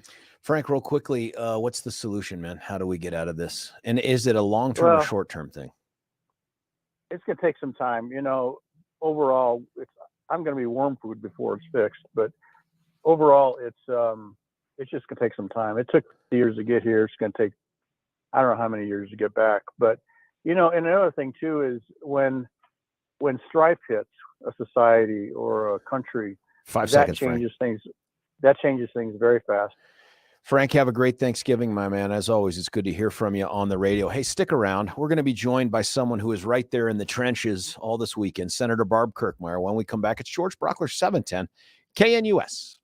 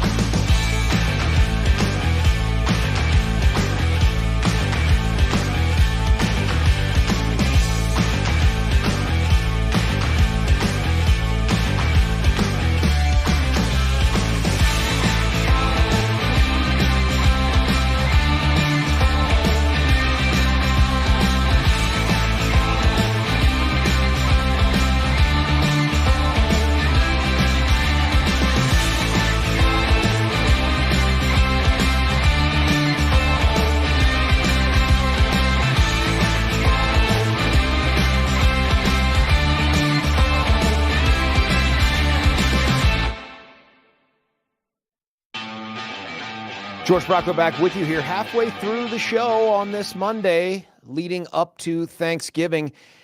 An uncharacteristically historic weekend for the legislature as they tried to figure out what to do in the aftermath of the drubbing that HH took earlier this month at the ballot box.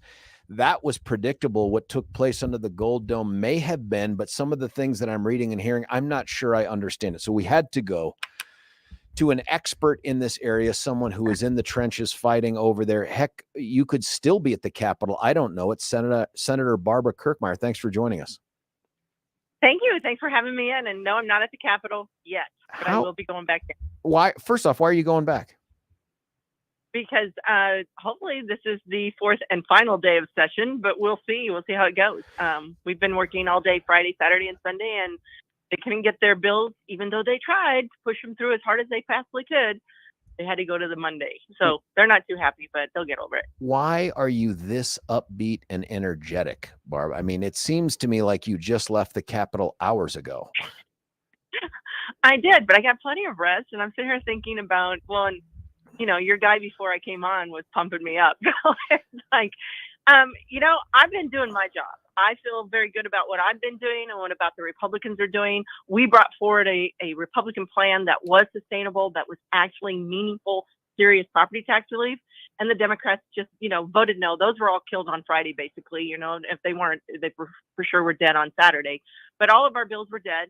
You know, they sit down there and complain about, oh, you know, you guys aren't working with us. They never worked with us once. They never worked with me. And I reached out to them. So it's like, I've done my job. I did what I said I was going to do and I got elected. Those people, though, those Democrats on the other side of the aisle, they are failing the people of Colorado. Prior to the session getting underway on Friday, had the Republican caucus been given copies of the bills that were going to be dropped and considered, or was it a surprise? I'm not going to say it was a surprise because, quite frankly, they just pretty much reiterated Proposition HH. They just did it in several bills, and you know, we kept calling them Proposition HH Light is what they were doing. So that wasn't a surprise. But had I been given a copy of their bills, no, I didn't see their bills. I mean, I was out of town till Thursday night late, so I didn't see their bills till Friday morning. Do they, by the way, welcome back from a well-deserved vacation in Mexico to this mess. I mean, Yeah. That's sobering. Listen, when they dropped these bills on you, you talked about them just being HH Light, like they disassembled some pieces of it. Can you talk us through, first off, what was the Republican offer? If it had been accepted and it had become law, what would property owners expect to see by way of relief? And then I want you to juxtapose that with what the Democrats are doing.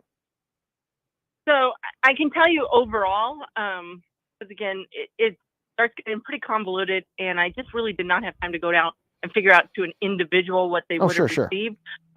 But I can tell you overall, and the other thing, first of all, I want to say, Republicans, we laid our cards on the table to Democrats.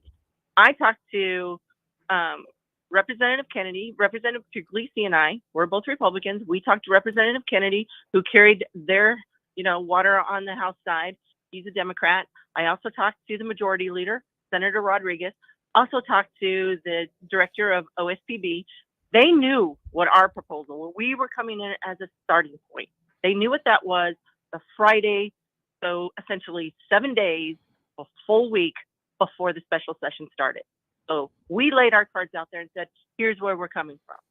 So with regard to what our proposal would have done is it would have increased the actual value reductions up to $80,000 off of residential, up to $60,000 off of the actual value for commercial. The bill that's being brought through increases the actual value for residential up to $55,000, does nothing for commercial. We would have decreased the assessment rate from 6.765 down to 6.5 for residential, and for non-residential, we would have dropped it from 27.9 down to 25%. Pretty good dramatic decrease. Yeah. Their proposal does nothing more for non-residential, so commercial does nothing more for commercial. For residential, a whopping 0.065% reduction on your assessment rate. So here's what that equates to across the state, from a statewide aggregate total. We essentially had approximately $4 billion of property tax revenue increases across the state. Wow. So take all local taxing entities. What happened when you're getting your 30, 40, 50, 70% increase in values? What that equates to across the state was about $4 billion. Our proposal would have reduced that by $1.5 billion. Their proposal reduces it by $437 million. But wait, that's not the only quote unquote relief they provided. Talk to us about how they further hijacked our TABOR refunds in a way that keeps them from coming to us. So there's a couple of ways that they did it. The first one, and just, a lesson in irony here, is they passed a bill to flatten our TABOR refunds. So remember, we talked about this in Proposition HH. It was a bill that was introduced in the session in literally the last 3 days of our general session last May. And basically it said that they were going to flatten them. So if you were in, because they were doing this to bribe people to vote for Proposition HH. So if you were in your income was less than $104,000, you were going to get an increase in what would have been your TABOR refund, right? They would have got huge increases. That's about 60% of our people who file income taxes, by the way. So that's why I keep calling it a bribe. And so did Kyle Clark, by the way. Wow. So he did in that bill. Yeah, he did. What happened to Kyle Clark, by the way? I mean, he's now starting to report on things like a reporter. Like, I don't understand. Well, I never said he wasn't a smart guy. He's smart. Oh, no, and he's dude's right. clearly wicked smart. I've been interviewed. So have you multiple times. The guy's sharp as a tack. I just felt like up till the last month or so, dude leaned hard left. Yeah. But here's the thing. So we passed a bill last May, General Assembly did, that said, look, only if this applies, only if Proposition HH passes. And that bill was to flatten TABOR refunds. Well, HH didn't pass. But they brought that bill right on back. I mean, talk about irony. They're all down there talking about, well, we shouldn't talk about why people voted no on HH because nobody really. Right. No one. It's a mystery. It's a mystery. Yeah. And at one point I thanked Senator Jeff Bridges for acknowledging that they violated the single subject rule because he made comments about there was so much in there and nobody could have known. And it doesn't matter. It doesn't matter if you didn't know. The reality is, bottom line, 60%, 1.8 million people said no to HH. And in that was the connection to this flat TABOR refund stuff. So essentially, they passed a bill that says we're going to refund TABOR refund in a flat way. We all are going to get the same amount, no matter, regardless how much you paid in on income tax compared to other people. So irony there. So there they are messing around again with our TABOR refunds. Instead of giving us what we really should be getting, now we're going to get an increase. Or not everybody, but 60% of them are. The other thing that I found really, truly amazing is their bill that is passing to give this 0.065, additional relief. They worded it very carefully, and they put in there that their additional relief is coming from general fund money. Great. But it's still based on what was done 2 years ago, or I guess in the 22 session, that is based on TABOR refunds, using TABOR refunds to backfill local government, which again, in Proposition HH, was rejected. Voters said no. And so myself and Senator Gardner, I had several amendments. Senator Lundeen had amendments. It's like, look, we know this is a problem. Let's fix it. Voters said don't use TABOR surplus. Yes, the General Assembly passed a bill that said we were using TABOR surplus, people's TABOR refunds to backfill local governments. We know we did that. Voters said no. Let's fix it. Let's be honest with the voters. Oh, no. We couldn't do that. But what Senator Hansen and Senator Feinberg did try to do is they put in an amendment in their bill that said, if there's a judicial decision challenging the use of TABOR surplus, and I'm simple, but if there's a judicial decision challenging the TABOR surplus used for backfill, local governments will have to refund the money that we gave you for a reimbursement. Oh my good Lord. I pointed out several times, during the Proposition HH debate, which myself and Representative Puglisi were all over the state talking about, they would always say, well, we don't want to hurt fire districts and, those critical services. But here they are saying, look, if we get sued and we can't use TABOR refunds to give you what we did a year and a half ago, we're going to claw that money back from y'all. Unbelievable. We're talking with Senator Barb Kirkmeyer, one of the fighters in there, and thankfully on JBC. What's the way forward? Like, what's the purpose of today? And is there some potential based on how they're using TABOR refunds for successful litigation? To answer your second question, I believe the answer is yes. Otherwise, we wouldn't have been getting these amendments. And, like we had a third reading amendment, which you have to ask permission to have a third reading amendment. Typically, they are not there on, when we're reading the bills on the floor in the Senate. And so they had to ask for a third reading amendment, which they were saying it was from the AG's office. So I kept calling it the AG's amendment, which apparently the AG didn't like because he said it wasn't his amendment, but whatever. It's like, get your story straight over there. But when they put that amendment in, they were signaling that they believe if there's a judicial review of using TABOR surplus, even though we did it previously, it has not been spent yet. That if we use TABOR surplus to back the local governments, that's not constitutional. Oh. And they were thinking with that amendment. Yes.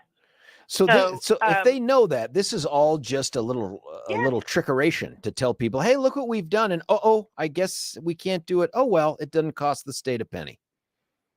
And on top of that is, if we screwed up and we're not willing to fix our problem now, when we know it's going to be a problem, or we're anticipating it's going to be a problem, local governments, you're screwed. You're going to have to give us back the money that we gave you to reimburse you. How about that? I mean, unbelievable. And so I trying to explain this to, the Democrats. I'm like, I just want to be clear that you know what you're voting for. You said you didn't want to hurt local governments. You didn't want to hurt critical services like fire districts, water districts, ambulance districts, health districts. But this hurts them. Just so you know, they've already done their budgets. They've probably already got a contract for that big, huge fire truck. This means they will have problems. And apparently you don't care. So that's the whole irony of this. So yes, I think there's a legal challenge and it will impact what's going on. It won't necessarily impact the property tax owners, but it will impact, it will when it impacts their local government taxing entities, but I guess the Democrats don't care. I don't know. We tried to fix it. They said no. How wholly disheartening. Do you have hope that any of this a year from now is going to play any meaningful role in defeating some of these disingenuous money grubbers? Yeah, I absolutely do. I've been taking notes for the last 3 days. So yeah, if they thought I was harping on them off of Proposition HH, get ready. Because, this is ridiculous. Clearly, they put state government and local government, best interest of government, over the people in this state. That is wrong. And they're trying to buy the votes of the people who just they would love to have more of your and Billy's and my hard-earned money. And so they buy them off by saying, hey, look what we've done. We've taken some of the tax money that should have gone to the people that paid the most, and we're giving it to you. Don't you want us in office? Geez.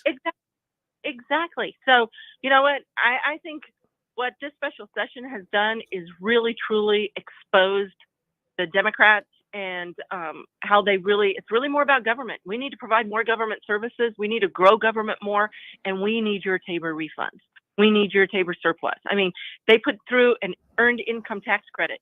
You know what that does? Every time you do a tax credit, reduces your TABOR refund. They know that, but they shoved it through anyways, right? It's stuff like that. They go and they flatten your TABOR refund. So they know people who are paying in more on income tax deserve a higher refund. But here they are. And here's the irony. Last May, I had an amendment that said, well, if this is such a great idea, let's just make it a permanent opportunity for a TABOR refund mechanism. They all voted no. Why? Why would they do that? Because they were told to, as far as I know. I have no clue, but I'm looking at them going, why would you do that? I'm thinking the same thing, but they voted against it. right? They voted against it. And, Senator Feinberg, when we were doing Proposition 8H, because he was on the yes side, he was the co-chair on the yes side, and I was a co-chair on the no side. And we were on the radio, and he goes, "Oh, Barb just did that to do a gotcha moment." And I looked at him and I said, "Well, I gotcha." Yeah. I'm like, I just think they know they're operating in an environment, both with voters and the mainstream media, where they can operate with impunity. They can do whatever they want. They can say whatever they want. Nobody's going to hold them accountable. And they know that when they wake up on that Wednesday morning in the first week of November, that they're still going to be in control of the Senate and the House, and they'll deal with the aftermath never. yeah. Well, and you're right. They think nobody's ever going to hold them accountable until, last Friday when we told them, God, you got to follow the rules. And then we had, temper tantrums on the Senate floor. It's just unbelievable. So any chance that today results in something arguably or remotely positive for Colorado taxpayers? You're still going to get a little bitty additional decrease in your increase. So I guess that's something to be thankful for. There is a task force that's supposed to be coming forward. Of course, they added a whole bunch of stuff in on what the task force is supposed to do. And the reason I voted against the task force is because it simply goes beyond the scope of what the mission should be for this task force, which is supposed to be finding a long-term solution to the repeal of the Gallagher Amendment.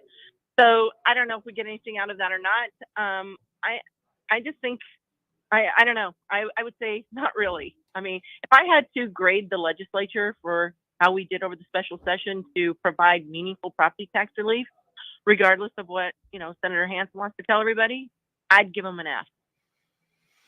I think they gave us an F and a U also when it comes to what they've done there.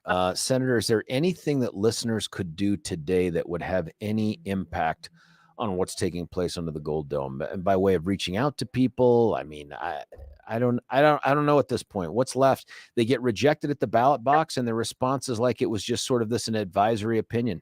Like, we'd appreciate it if you didn't. And they're like, yeah, anyway. No, honestly, George, there really isn't. The special session is going to be over today. We've already done, it takes at least 3 days to get a bill through. They're not staying down there. They didn't even want to be there for this special session. They're upset, they're upset in their own party. They're upset with their governor for calling the special session.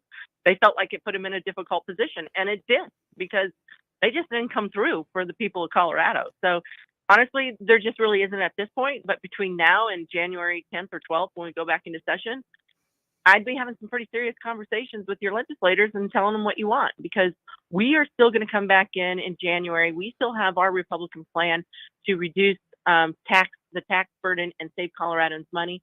And that starts with reducing the income tax rate.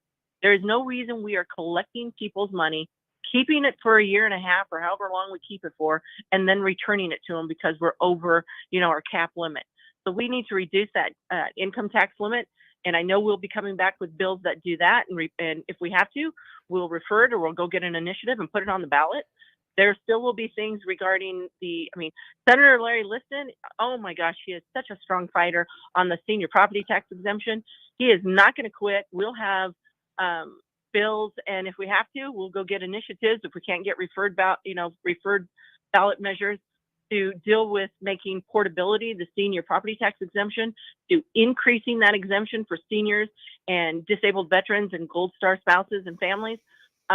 We're going to still work to relieve the tax burden of our citizens in Colorado. I don't know what the Democrats going to do. They're probably, washing their hands of it and saying they're done. I don't know. Any thoughts at all on whether Governor Polis might veto any or all of these bills? Like, this didn't get it done, or this is, he was a big guy. He has been in the press saying, I don't think we ought to keep raiding TABOR refunds to fund government. Any chance he looks at this and goes, no, go back and do it again? I think the chance of that happening is the same chance of him being able to break plexiglass with a bat. Still one of the funniest political stunts I've ever seen. It is totally Mr. Burns from The Simpsons. It was just one of the weakest things. I don't know, Barb, that may be the winner for the year for biggest political gaffe. Senator Barbara Kirkmeyer, thanks for fighting the good fight, and thanks for taking time out of your morning to come share it with us. Absolutely. Anytime. And you know what? I hope everyone has a wonderful Thanksgiving, there are still plenty of things for us to be thankful for. We're all blessed to be living in the United States of America and living in Colorado. So let's go be thankful for our families and have a great Thanksgiving. Great note to end on. Happy Thanksgiving, Senator Barbara Kirkmeyer. Great fighter for us out there. It's just what an uphill battle in withering progressive gunfire. Hey, we're going to cut away for a break here, not until I tell you about Gay Rebel, but then Joan, and the phone lines are open, 303-696-1971. What do you think about this? What do you think about what the legislature has done here? As we continue to have these subject matter experts on these SMEs, it turns out that things are worse than I thought they were in terms of what the legislature has done in terms of just straight up redistributing taxpayer monies. They've learned nothing from HH. This isn't HH Light. This is something worse than that. This is, I don't know how else to describe it. What can be done here? 303-696-1971. Or maybe you're happy with this. And if you're happy with it, my God, tell me why you're happy, because I'm just not seeing it. Before we cut away for a break, I want to tell you about Gay Ribble. I want to tell you about Gay because the biggest single investment you're ever going to make in your life is most likely your home. And even though the state legislature despises home ownership and property owners in general, it doesn't mean that you can't make smart steps to get the maximum amount of money for your home and then get into the home you need or the home you want.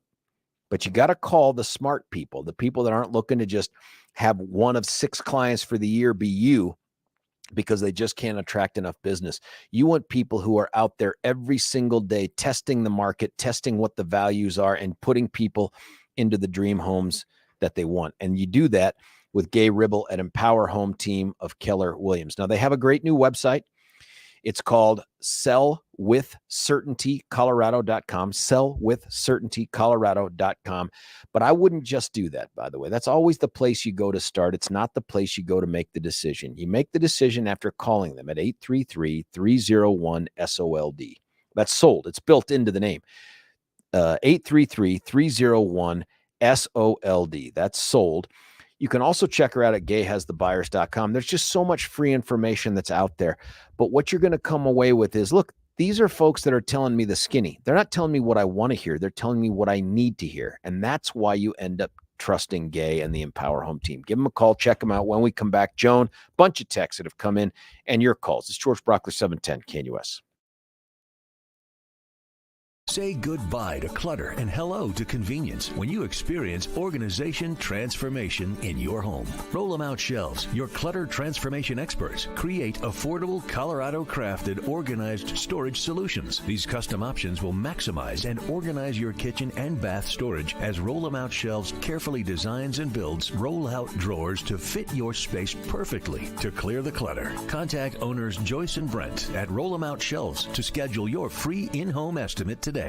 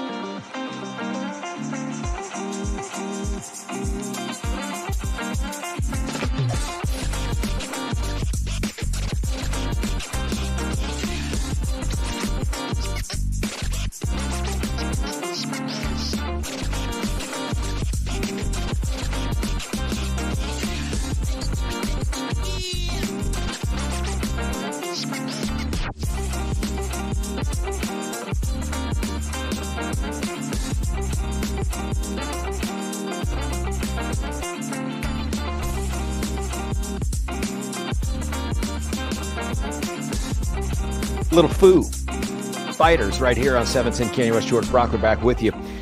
Text coming in too. My thanks to Senator Barb Kirkmeyer for the fight that she engages in every single time the legislature gets together. She, as you know, one of the champions, along with Rose Puglisi and Michael Fields and KBB, that helped to, and a bunch of others. I'm leaving some folks out that helped to defeat HH, only to show up under the Gold Dome over the past 3 days, now a fourth today, and just watch the Democrats shrug it off like, well, it's a mystery why it was voted against. But nonetheless, we're just going to go ahead and pass a bunch of bills that accomplish the same thing. Interestingly, they couldn't pass it as a standalone bill because of the single subject rule for legislation, which also is supposed to exist for ballot measures. It's just, it highlights the hypocrisy, the double standard that exists with the Dems, and they shrug it off like, well, you can't stop us. You won't stop us. That's what they're saying. It doesn't matter. We come back and beat you about the face and neck all the time, and you just take it. It's not like turning the other cheek. It's like you give us everything. It doesn't matter what we do to you. You aren't going to stand up to us. That's what they've said. 303-696-1971 is the number. Joan from Lakewood, my home city. You're on 710. What do you think, Joan? Good morning. Good morning. Thank you for taking my Of course. call. Yeah, of course. So I've been down at the Capitol for the last 3 days, and I was there when I saw the protest happen. Were the you there with protest one of the happened- Palestinian flags, Joan? No, but I got to tell you, they took them down out of the gallery and they put them in this area. Representative Bacon was talking to them because she said that she would take their concerns directly to the governor. And so they were all talking there, and there was Colorado police, state police all around. And I came up and I said, I need to go over there. And they were like, why? And it's like, so I can listen, right? And they were like, well, we need to see an ID. Huh? And it was like, yeah. And I said, seriously, this is a public place and you want to see an ID? And you know what? What? They did not demand I give them an ID. I think they looked at good. my shirt that said "We the Women," and they said, okay. And I went over there and I stood close and I took video of it all. And what took place? Oh, it's terrible. You know that in Gaza, children are dying, and it's all because America is Satan. America is Satan. Is that what they were saying in our capital in Denver? America is Satan? Yep. They said those words, that America is Satan. You know who else was present? Yeah, Not just Representative Bacon. I'm sure she objected to that kind of hyperbole, but also present was our own terrorist-loving Timmy Hernandez. I didn't know Timmy. I've never. So I might have been standing next to Timmy. I'll have to look at the video. They ended up yelling, from the river to the sea, from the river to the sea, from the river to yeah. the sea. And that Jew-hating comment. Got it. Mm-hmm. So, yeah, right there. And it was very interesting to me because they took over the house gallery. And there was this moment where the leadership didn't call for removal right away. It was an interesting moment. And then last night, in the 11th hour, and it really was the 11th hour, they were passing this bill on the summer EBT program, which was giving free lunches in the summertime to students. And please don't ask me. What does that have to do with HH or property assessed values and taxation? Nothing. Absolutely nothing. So interesting. But they had to pass it because they have to get federal funds, and they have to get the federal funds. And in order to get it, they have to get the data, and they have to get the data from this semester from these children. Okay. So anyway, you really don't want to know what they're trying to do. No, I do. I do want to know. That's the whole purpose of us having people on the show. And if you've gone there and witnessed it, Joan, we want to have you on to talk about it. That's why we've had so many guests today. It was to sort of deconstruct this fraud that took place under the Gold Dome over the weekend. And how many days were you there? All 3 days. Dang, Joan, that is commitment. And did you take notes and stuff on what happened? I actually testified twice. And how were you received? Well, I can tell you that when I testified against the renters bill. Why did you testify against the renters bill? I didn't. I went in and told them I was neutral. I just needed some more information, and I wanted to know if this renters grant program would be available for illegal immigrants. And they couldn't answer it to me because, you know, in testimony, they don't ever give you the answer. But I got to tell you, Barb Kirkmeyer is my hero because she actually brought it up and she actually asked the bill makers. And the bill makers said, well, we don't look at their status because that would be discrimination. So technically, yes, this money that people get for rent relief can actually be used in these navigation centers for helping with the illegal immigrants. What? So the rental assistance stuff is going to go to the illegals? It can. I'm not saying it will. And in fact, I'm pretty sure it won't, because how they're running this this grant system is through DORA. Okay? So Yeah. DORA is the regulatory thing, and the renters make an application and through a portal, and DORA looks at it and decides whether you are eligible or not, and then they turn you over to an NGO. Yeah. Bingo was his name. I don't know if you knew that, Joan, but you can't spell bingo with that NGO. Well, I'm going to tell you that they are contracting with these NGOs, and it's another source of revenue for these non-elected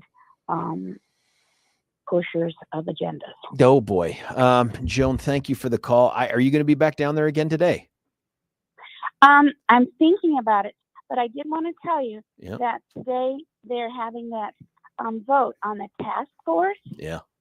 that the governor wants. Yeah, right. And this is poisonous because they want that task force to look at land value only property tax. So they want to just value your land, but not your improvements. This is a boondoggle for developers.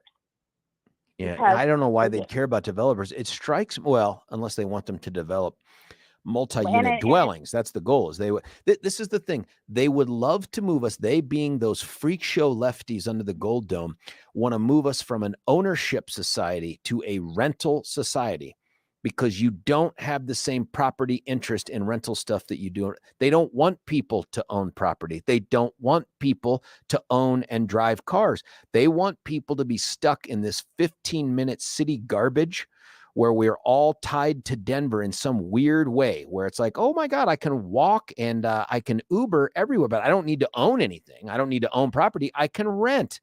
I mean, they want us to become Europe. One other thing that happened late last night is Elizabeth Epps got up and she made an amendment. God. Yes, she made an amendment that we needed to make a statement about the starving children in Gaza. Yeah. With the EBT bill. And she cried. They are directly related. They are directly related. And she was confronted by the other Jewish person in the house. And there. And I was listening. I wasn't watching because at that point it was 11 o'clock at night. And I roll up at 6 o'clock because I don't walk in Denver after dark. I just don't do it. I can't. So what you can do though is you can listen in. And so I was listening to it all, and it almost came to Custifus or whatever. Fisticuffs. Custifus sounds like Festivus, which is different, but fisticuffs. It almost came to those blows, and I'm going to tell you how tone deaf these leftist Democrats are, because Elizabeth Epps is in District 6 in Denver that encompasses Hilltop, Glendale. It is probably the most Jewish area in Colorado. Wow. And she came out, and here's the ugly thing, because it did not relate to the title, they wouldn't vote on the amendment, and they wouldn't let it be added, and nobody will have. Let's be clear too. Hamas lover Tim Hernandez, his district.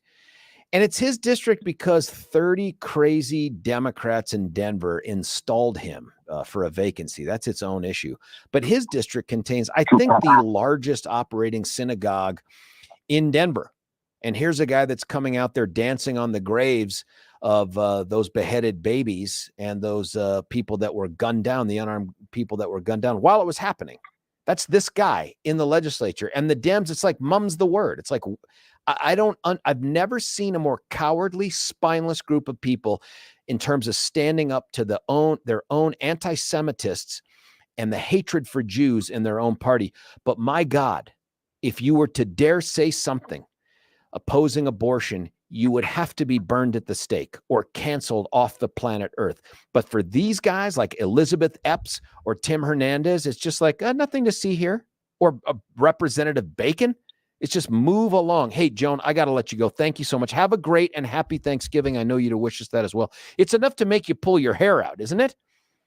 Well, if you did, or your hair just left on its own, especially if you're a guy, you're going to want to do something about that. And there's Dr. Tanya Pauls waiting for your phone call to say, I have an answer. In fact, I have the answer.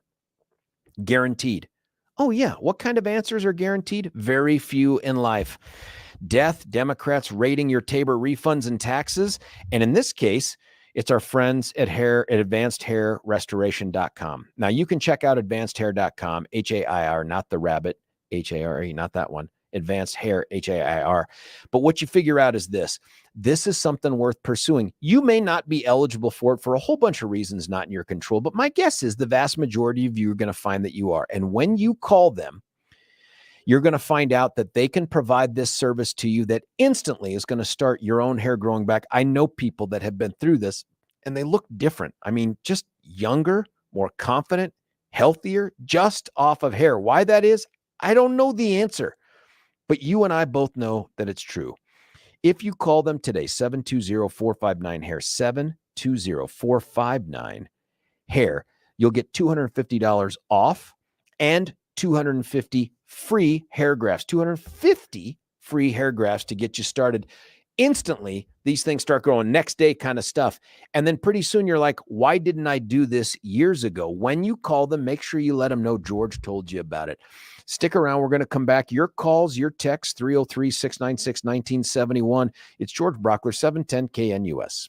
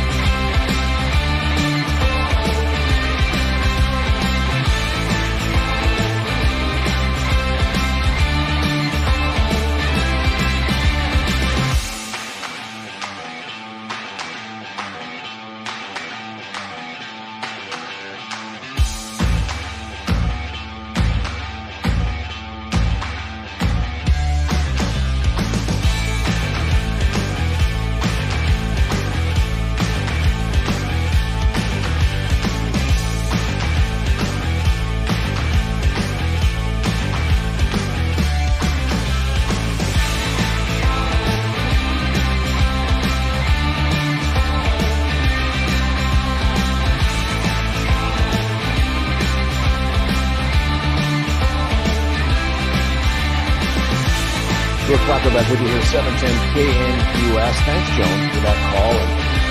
And the eyewitness portion of that, that's another reason to keep Joan long, as she has been there and seen it all. May even go back today. Love to hear how that turns out tomorrow.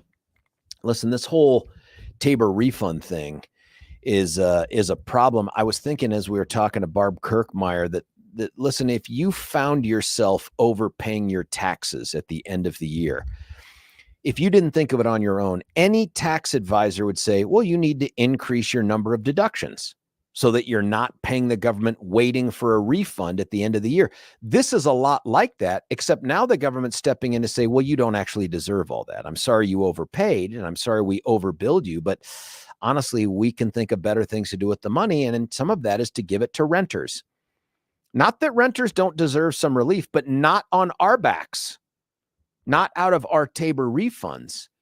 This earned income tax credit thing, the other thing that nobody answers even on social media is they deserve it because there's just this presumption that it's like, well, you know, they're hardworking Coloradans. It's like, yep, same, ditto. Now what? Why do they deserve more of the TABOR refunds? Nobody makes a compelling argument for that. It's just this class warfare garbage that comes out of the Dems, which is, well, the GOP wants the richie riches to get the largest TABOR refunds. No, it's not the GOP. It's the Constitution of the state of Colorado. I don't know that there's anything that can be done. Billy had an idea, though. Yeah, I got an idea. If you want to try in your own little way to move the ball forward to help out our conservative friends and our GOP brethren, call your legislator and say, don't touch my TABOR refund.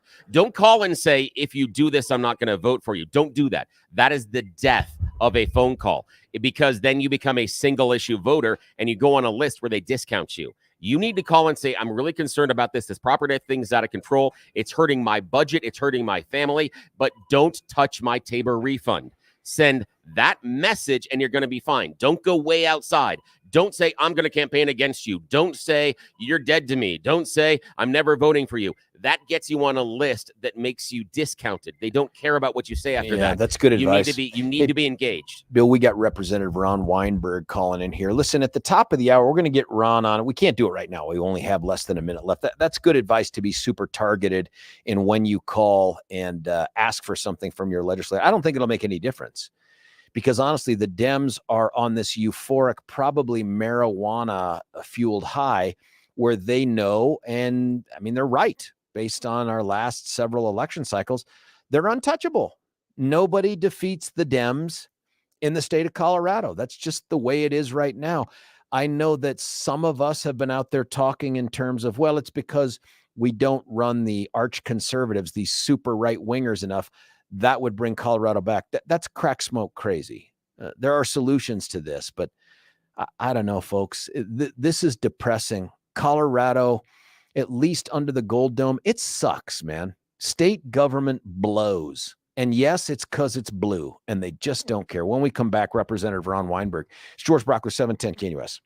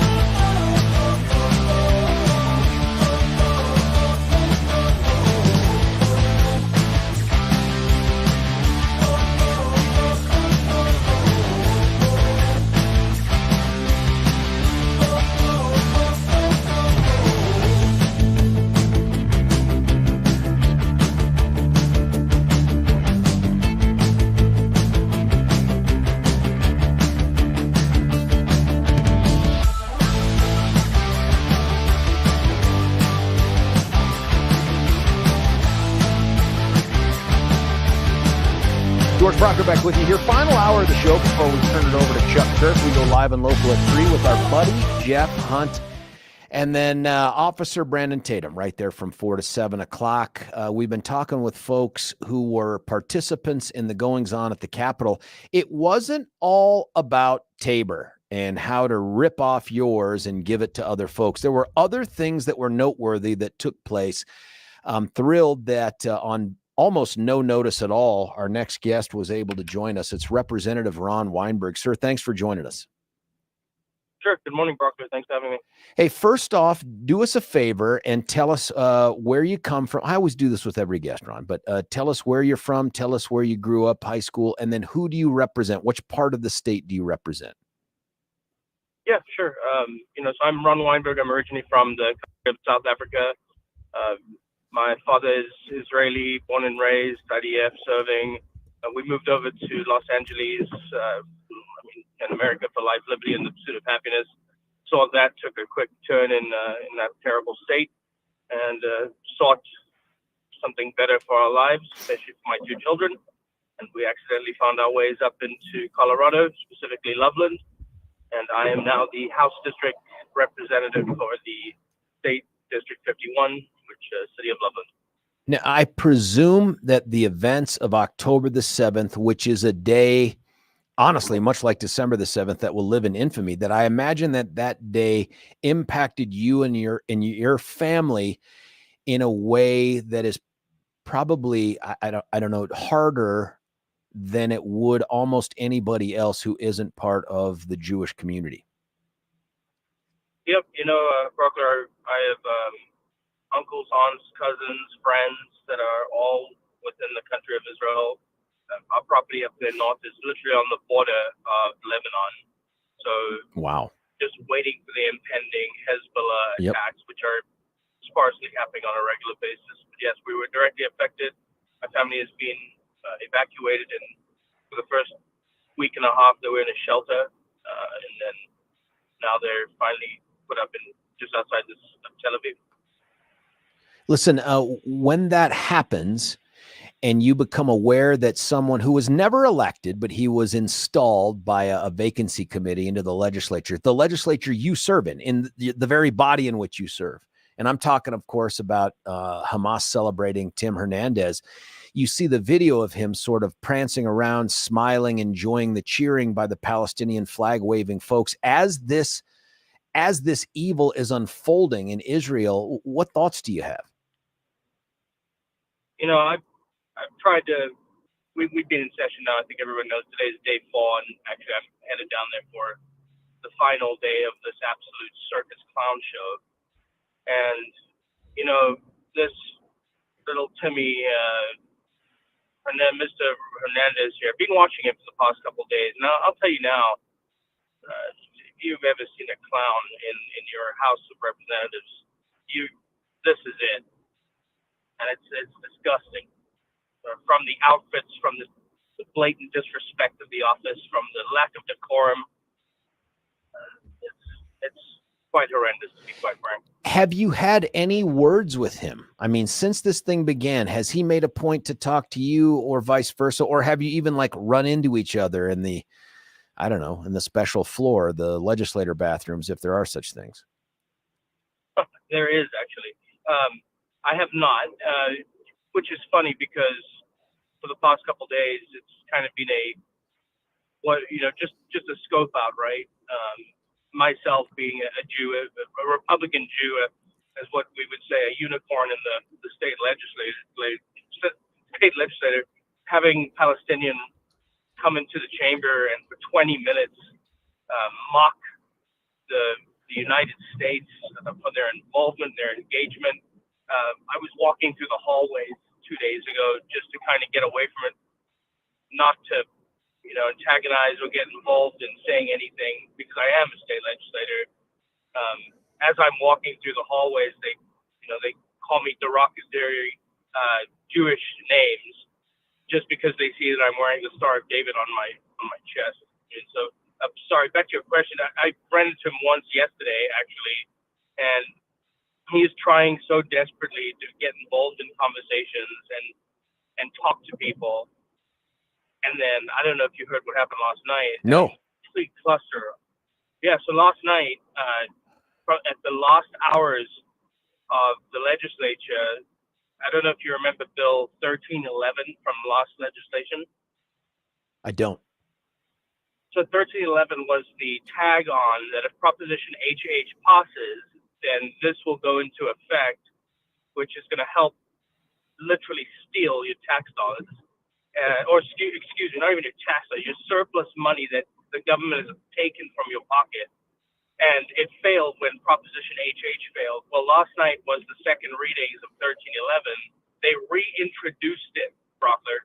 They What? reintroduced it as a standalone bill. And it's passing. It's going to pass, just so you know. That was the tag on. I'll send you documentation on it. But get this, and you can't make this stuff up. Okay, you just can't make it up. Rule 14. If you don't know what Rule 14 is, they shut you down, right? They put a time limit on how much you can debate. Brauchler, would you take a guess as to why they Rule 14 the bill? Because they're very sensitive to criticism. Nope, you're gonna love this, George Brauchler. It's because their own member, Elizabeth Epps, decided to tack on a amendment that would exclude the Gaza Strip, the West Bank, and East Jerusalem, so-called occupied territory. And it turned into a grandstanding of 40 minutes of Israel pro-Palestinian rhetoric, trash rhetoric against the Israeli people, against good, outstanding U.S. patriots, and it was not shut down. And there was no room to rebuttal. They shut it down. At the end of it, they said that the title wasn't within the scope. So they let her speak for 40 minutes on the floor. Hold on. Representative Ron Weinberg. We're talking with Representative Ron Weinberg from the Loveland area. Hold on. They let her. Who gets 40 minutes on the floor to vomit up about stuff that ultimately they say doesn't match the title? They were in a panic because guess what was going to happen? There was going to be a vote on the amendment. And the vote was not going to be on whether the bill was good or not. The vote was going to be whether you were pro-Israel or pro-Hamas, pro-terrorism, absolute disgusting, and they didn't let it to vote. So they panicked, and 2 minutes before the time ran out for the Rule 14 time, they wouldn't let it vote. They figured they'd get away with it. If they say it's not within the title, then they can just drop it and nobody has to vote. And then everybody got dismissed last night at 12:05 or something. So this is recorded, right? Like what takes place on the floor is recorded. Okay, I want to go back and listen to this. How in the world do these gutless, spineless Democrats, by the way, Ron, you know this, it seems like the Democrats for decades now have cornered the market on appealing to Jewish voters for one reason or another. How is it that they cannot stand up to the voice of anti-Semitism within their own ranks? You know, George, this is all still fresh, and it's like an open wound for me, especially being Jewish. And I'm telling you now, if the Jewish people do not realize that this party has abandoned them, I don't even know the answer to your question. You have like so few, 0.01% of supporters in the House of Representatives right now that are Jews must die. Like there's no other way to say it. Okay, Jews are the most evil people on the earth, and that's it. And I don't understand it. I don't get it. Last night was an absolute joke. Absolutely ridiculous. I do not understand the party that's in control. The things that were spewed out in the well last night that had nothing to do with the bill, had nothing to do with property relief for the good voters of this state, that literally said that they don't want the Democrats in control on November 7th because of that crappy HH bill. I do not know where we stand today as a state legislator, and everybody should take a look. It's the last 40 minutes of the legislation last night, so it's really easy to find. I hate to do this to anybody, but everybody should watch it. Where do you go find it? Where do you go find it? So part of legislation. And the first website that's going to pop up is Coleg, and then it'll say watch and listen. Okay. I really should put it up myself, but once you go to watch and listen, it's a little tricky. Colorado does it two ways. You can either listen to it, which will keep you on the Colorado Legislative website, or you can watch it. And right now, you need to watch it. You mustn't listen to it. So make sure to watch it. Yeah. Ron Weinberg, representative from Loveland. Let me ask this too. You were on the floor, I presume, when the Palestinian pro-Hamas protesters dropped their flags over the edge of the balcony. First off, what was that moment like? Was it preceded by anything that triggered that, or was this just some sort of a planned thing? And then what were they saying when they were there? This is planned, and the same rhetoric you're hearing on the TV from the river to the sea, which literally eradicates the state of Israel. I mean, yeah, that's a great idea. We are Zionists. We are participating in inhumane treatment of Palestinian babies, and we're all guilty and Nazis and so on and so forth. The same rhetoric you're hearing all around, which is absolute filth. This was not instigated by anybody. In fact, the leadership team, the so-called Democratic leadership team, all they've been doing for a couple days is asking me to make sure that we can come to have a peaceful special session, and it didn't even, and I'm quelling the whole time my Republican members, which, Brauchler, I got to tell you, I'm so proud of. They've stood with me. They've stood by me. They had opportunities to go and really, get triggered like the left does and do things that they didn't necessarily, it would hurt them in the long run because of the dang media rhetoric crap. My colleagues have stood shoulder to shoulder. They've respected my decisions. We were disgusted with this anti-American, anti-Israeli, anti-Judeo-Christian Western civilization. And I'm ashamed of these people, and they should be ashamed of themselves. If they hate this country so much, get out. Are they saying things in the Capitol, whether it's on the floor or not, like from the river to the sea, that kind of anti-Semitic garbage? You know what? The Dem leadership right now is trying to keep a lid on it.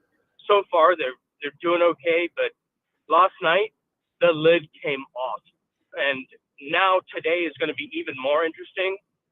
I don't know what to expect. I mean, I'll let you know the minute I know, but there's been a line drawn in the sand as of last night, even within the Democratic caucus, because I hate to say this as well, but there are Democrats that despise this too. And it is now their opportunity and their chance to come out and actually support the right thing.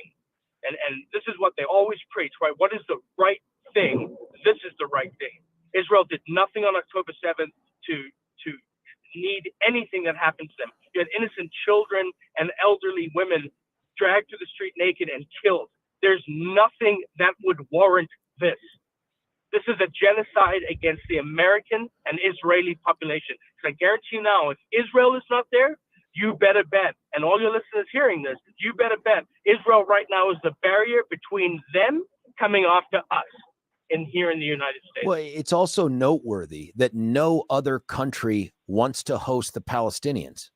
Nobody wants Hamas anywhere near them. They're not, I mean, their leadership get to live in the lap of luxury in other countries, but nobody's saying, yes, send Palestinians here. They're all like, no, you go ahead and keep them over there. You figure it out. Yeah, and that's exactly right. And what what people don't really understand about Palestine is, it used to be PLO, right? Right. The Yasser PLO Arafat, failed. the whole They weren't, thing. Yeah. Yasser Arafat. If anybody ever knows, and you're over 35 right now, you know the name Yasser Arafat, because that name was all over the news for years. Barely, and but then yes. Go on. Yeah. So what did they do? They failed. They failed at bringing about a terror against the Israeli people because they were trying to negotiate peace, right? Well, Iran didn't like that. So who did they install? Hamas. Did any of the leaders that ever lived, did they ever live within that strip there? No, they didn't, because it's a heck hole, man. So it's abusive people. And you know what? I feel bad for the Palestinian people because there is a better life. They're just not being shown it. Like this whole apartheid thing that Jews are engaging in apartheid. Listen, man, I am from South Africa and I lived there before 1995. I've witnessed apartheid. Israel is not in command over the government or control over the Gaza Strip. Israel provides water and power and relief and aid. Where is people talking about that? It's absolute crap. This rhetoric that's happening throughout the country is nonsense. And I'm telling you now, I'm willing to buy the first 10 people today on the George Brauchler show, the first 10 people, tickets. If you don't like this country, get out. Go join the Palestinian army and fight Israel. Representative Ron Weinberg from Loveland. Something else, Ron, that took place that's tied to this is I've seen pictures of this now, is that on the front of every desk of a legislator, there's this little flag stand, and they have these tiny little flags, not super tiny, but small flags. You're going to love this answer. I know where you're going. Yeah. There's one on, as you face it, on the left, that's the American flag, and there's one on the right, that's the Colorado flag. And that is true, I think, of every desk in the legislature, except for your good buddy, Timmy Hamasdes. What's going on? Brauchler, let me ask you a question real quick, and I'll come back to answer your great question. You're going to love this. Why did they put those flags on everybody's desk, you know? Why did they?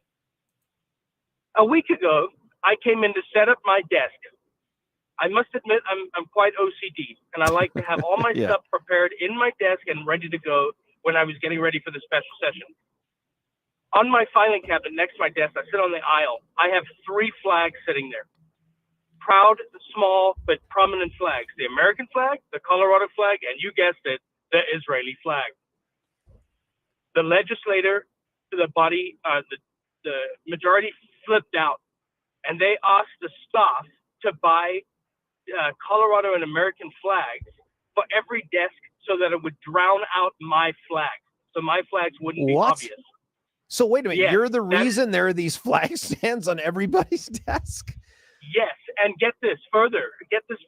So they put so we get in the first day, right? The special legislation, and the order that came in was only Colorado flags. So on every desk was just a handle that could handle 2 flags, and it was just a Colorado flag.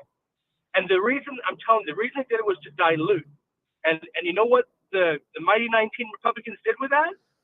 They found anywhere they could, any nook in the building that they could find an Israeli pin, an Israeli flag.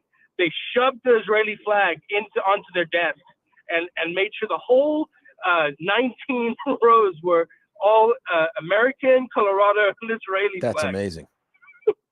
That's fantastic. I did not know that. I haven't seen those pictures. I was told to take my Israeli flag off of my desk. The first day of session, before we gavelled in at 9 a.m., they pulled me into the office in the House, and they said, listen, we think this is going to cause disruption. If you could please. And I sat there speechless, Brauchler. And typically, you know. Who's telling you this? Who's telling you it's going to cause disruption? So the leadership is, they fear that their party is going to get unhinged with this topic. Hold on. The Democrat leadership called you in? Well, they didn't call me in. They had staff do it. They had the House legislation staff do it. Holy crap. So the Democrat leadership don't even have the guts to come and talk to you face to face. They send the staff over to say, pretty please remove the flag of Israel because we think it might trigger somebody? Yes. What did they say to Timmy Hamasdes? Oh, come on, Brauchler. To who? To Tiny Tim? Are you kidding me? What are they going to tell him? They're not, because they're afraid. This is amazing. Was a this is amazing. Of cowardice. Have you told the story to anybody else? How is the media not reporting on this? You know what, Brock? I'll be honest. Like last night, this is still a traumatic reaction for me, which is technically not correct for a legislator, right? I'm supposed to be above it and set an example. And if anybody's followed how I've legislated, that's all I've done. I've tried everything I could to literally believe that we can discuss things, we can follow our founding fathers, and we can do things right. We can come to a table and we can discuss things. And last night was an absolute slap and spit in my face. I sat in the well 3 feet from Epps while she delivered this anti-Israel, anti-Zionist, Jews are Nazi speech. And I haven't told anybody. This is the first one. I typically try to keep it above ground. Now, listen, with sensibility. Ron, I see a picture that I've gotten here that I don't know if it's on social media or whatever, but you're standing up looking at her while she's standing there railing away, apparently at Israel. And then right across from you, standing up, I presume for the opposite reason, to show support, is terrorist Timmy. Twice last night, which I told their leadership, if it happens again, we're going to have a serious What problem. happened twice? Say that again. You broke up. He bumped me. He bumped into me. He with his shoulder. Like the deliberate kind where you know it's that gutless bully kind of thing that happens in a hallway. That kind of bump into you. Absolutely. In fact, I couldn't even said it better myself. It is bully tactics, and I told leadership last night, if that ever happens again, there's going to be a big problem. And that he was staring me down. Thank God for Representative Winter, one of my best friends in the House. He was watching over, but it could have turned really ugly really quick last night on the floor, because there's things you see and there's things you don't see. Like the picture you just pulled up, you don't see in the video. I'm sitting there until she starts mentioning the genocide of people, ethnic cleansing, Brauchler. Israeli people are ethnic cleansing Palestinians, and Palestinians will not have babies. Like, it was ridiculous. And I'm sitting there the whole time. And the reason I was standing is because the minute she started going into this ethnic cleansing genocide crap, I was so angry that I couldn't sit anymore, because if I did, my legs were tapping so hard. So I just had to stand and suck it up for the rest of her speech. And that Tiny Tim over there staring me down, trying to protect Epps, because they are best friends. Thick as thieves. You've got to watch the video of thick as night. terrorists. Yeah, I mean, yes. This is nuts, Ron. I first off, you should know, a lot of texts coming in. Super thankful that you're on the air, but things like, this guy is so courageous, keep standing up, literally, and I think figuratively. Man, I really appreciate you doing all this stuff. I'm just sorry that you have to go through this. What I don't understand, and I can't, listen, you know this as well as I do. Governor Jared Polis, Attorney General Phil Weiser, Secretary of State Jenna Griswold, 3 of the 4 statewide elected officials, all Democrats, all claim Jewish heritage and support for the Jewish faith and the Jewish people. Not a word or a peep from them about any of this. What's going on? I don't know. So being on the Jewish side, right? I get invited to all of the stuff, and it's it is all Democrat. I mean, the governor's Hanukkah party's coming up. I get an invite to that stuff. And when they did the rally for Israel on the steps, I mean, we had 1,000+ people rallying for Israel. All of the governor's staff was there. I mean, there's a huge Jewish presence in leadership in this state on the Democratic side. And you're absolutely right. I don't know where they are. What happened to the idea what happened to the idea, and we hear it all the time from the left, silence is complicity and never again. Are those just words we now say when we're throwing punches at the right, or does this actually mean something? It's too hard of an issue, Brauchler. That's the real problem. It's too hard of an issue to get behind, and they're not doing it. And you know what? I will be sending a message to the governor. I will be filing a complaint with what happened last night. There was no decorum on the floor of the House of Representatives. And this needs to be broadcasted everywhere. All these news agencies need to wake up and figure out what happened last night, because we were in there to give relief to people across the state, and instead it turned into pro-Palestine Nazi Israelis. And that is not what we do in the House of Representatives in that chamber. Everybody listening to this knows that you're right, but they also know this truth too, whether they're from the left or the right, that had it been a Patrick Neville or a Dave Williams or a fill in the blank at that podium saying the exact same words, it would have led coverage at every local station. Yeah, and you know what? I said to the Speaker of the House last night, Julie McCluskey, I said, if that was, and you know what? Don't even say Dave Williams or Patrick Neville. What about Scott Bottoms? What about Ken DeGraaf? What about Brandy Bradley? Great point. If they just had an R by their name, you're right. It would have led the coverage in all the local news. And on top of that, they would have been censured or dispelled from the well. What happened to Scott Bottoms 2 days ago? They shut him up without holding a vote to censure him. Well, You go look back at the video. Hold on. 2 days Ron, ago. what happened to Bottoms? I didn't hear about this. Yeah. Scott Bottoms 2 days ago goes into the well. They don't like what he says, pull us into a side room and say, you're not speaking for the rest of the day. Like it's daycare? He's in timeout? This is the world we live in. And it's becoming more apparent that it's out of control. The Speaker of the House does not have control of that chamber. When you allow pro-Palestinian 2 days ago in the gallery for 20 minutes in our gallery yelling at us, and then you allow a member of their party to sit there for 40 minutes from the well, if Scott Bottoms, if Brandy Bradley, if Ty Winner, if any single one of those people did that in that well, it would have been all hell to pay, and it would have been censure list all day long. What was Bottoms censured for? I mean, in essence, censured unofficially. Like, he wasn't censured. That's the problem. But he what was was he censured for? Well, he was silenced. What was he silenced for saying? You know what? I'm going to have to ask. I forget. It was something absolutely ridiculous. Let's do this. Representative Ron Weinberg from Loveland, gutsy, courageous guy, continuing to fight not just the nonsense with our TABOR refunds, but the anti-Semitism that seems to have taken a hold of the Democrat Party and cowed the Jewish members of it. Like they're afraid. They're afraid of the Eppses and the Hernandezes. I mean, it's frightening. Nonetheless, Ron, can we have you back on maybe even tomorrow after today so you can let us know what's going on and the steps that you took to get a hold of the governor and to let McCluskey know that this kind of garbage has to be addressed? Absolutely. I'm anytime available. You let me know. Representative Ron Weinberg, thanks, man. We'll talk with you tomorrow. Keep up the good fight and keep pushing back against this anti-Semitic. I don't understand what's happened to the Democrat Party. I do not understand how this is allowed to continue to happen. Listen, got to stick around. I got to do a quick thing here before we cut away for a break. We might even be able to get Representative Lisa Frizell on.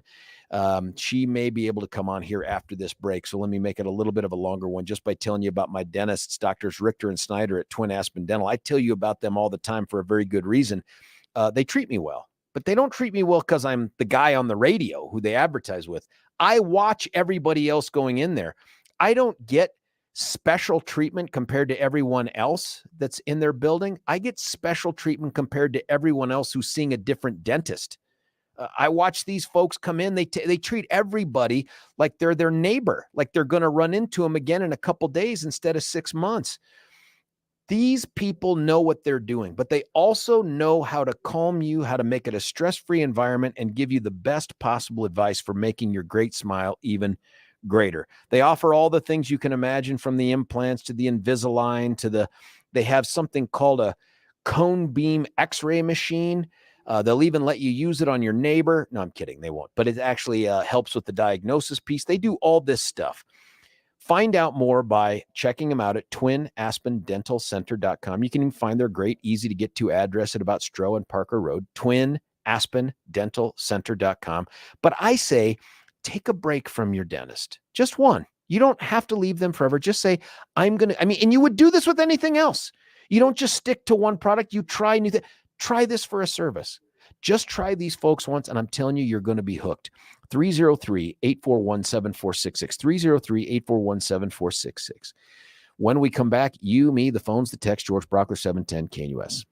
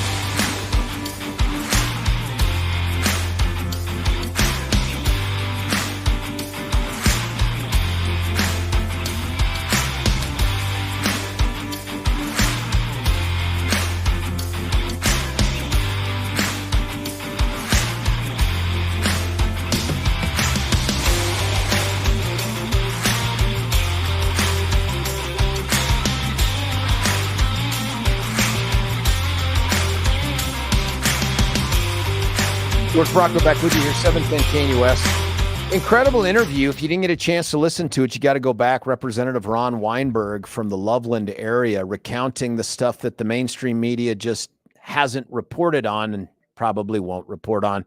And that is the rampant anti-Semitism that is taking place inside the House of Representatives for the state and the absolute gutless complicity by other Democrat members of the legislature in holding to account their own for the horrific things that they're saying.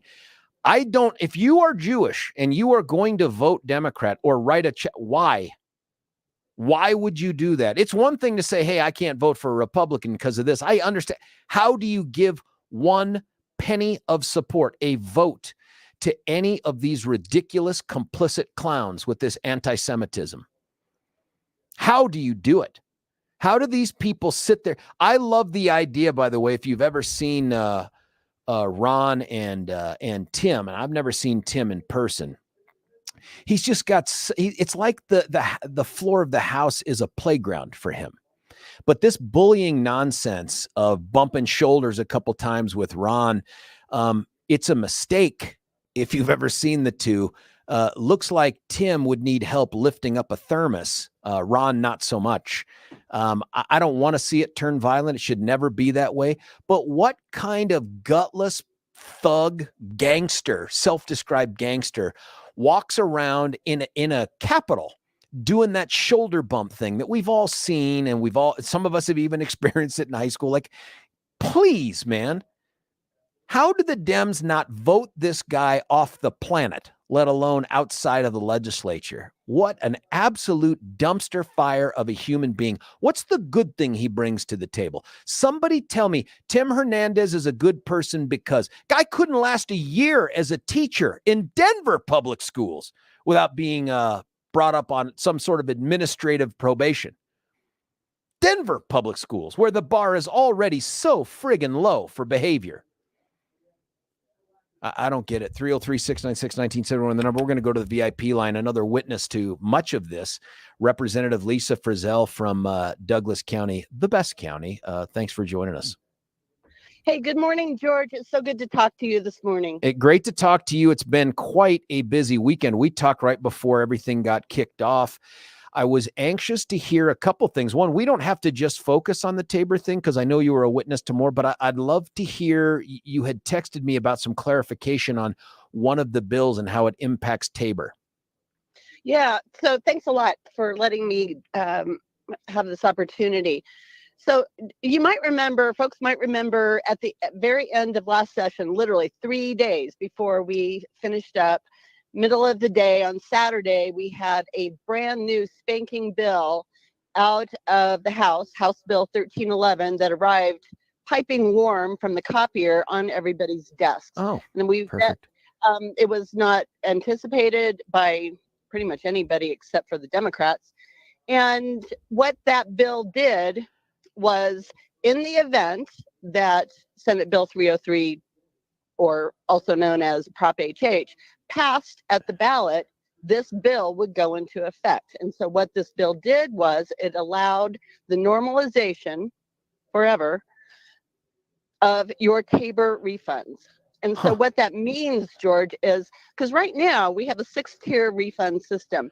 Essentially, the more you pay to the state via income tax, the larger your TABOR refund. Wait a minute. That sounds, and I'm going to use a word from the left, that sounds equitable. Oh my goodness. Actually, yes. And proportional, yeah. Right. Well, it's actually fair. I would call it fair. The more you pay in, the more you should get back. Makes sense. We do not live yet in a state where progressive taxes are the thing, but pretty much that's where we're trying to head. Anyway, but the Democrats don't think that getting back proportionally what you pay in is equitable. It's not equitable because in their socialist world, everybody should get the same amount. We saw this on an emergency basis in 2022 when, if you might remember, everybody got their $750 right. That's right. happy fall check from It was the Uncle it was the Jared Great Polis. Colorado Cashback by Governor Polis. Correct. Yeah. Yeah. Those refunds were accelerated by the legislature, timed beautifully in conjunction with the 2022 election. Oh, it's amazing! What a coincidence! And also came with a nice little letter from Uncle Jared Polis. What? I know, it was shocking. So, and you might recall that there was some conversation around the legality of the letter and blah blah blah. But that's what they are trying. So because Prop HH failed, their normalization of TABOR refunds, meaning everybody gets the same back, failed also. So guess what? It came back in this special session. So is this now going to become the law of the land? Yes. So we're now At no least longer for- going to at have the least for- 6 tiers? Right. Can they do that by statute?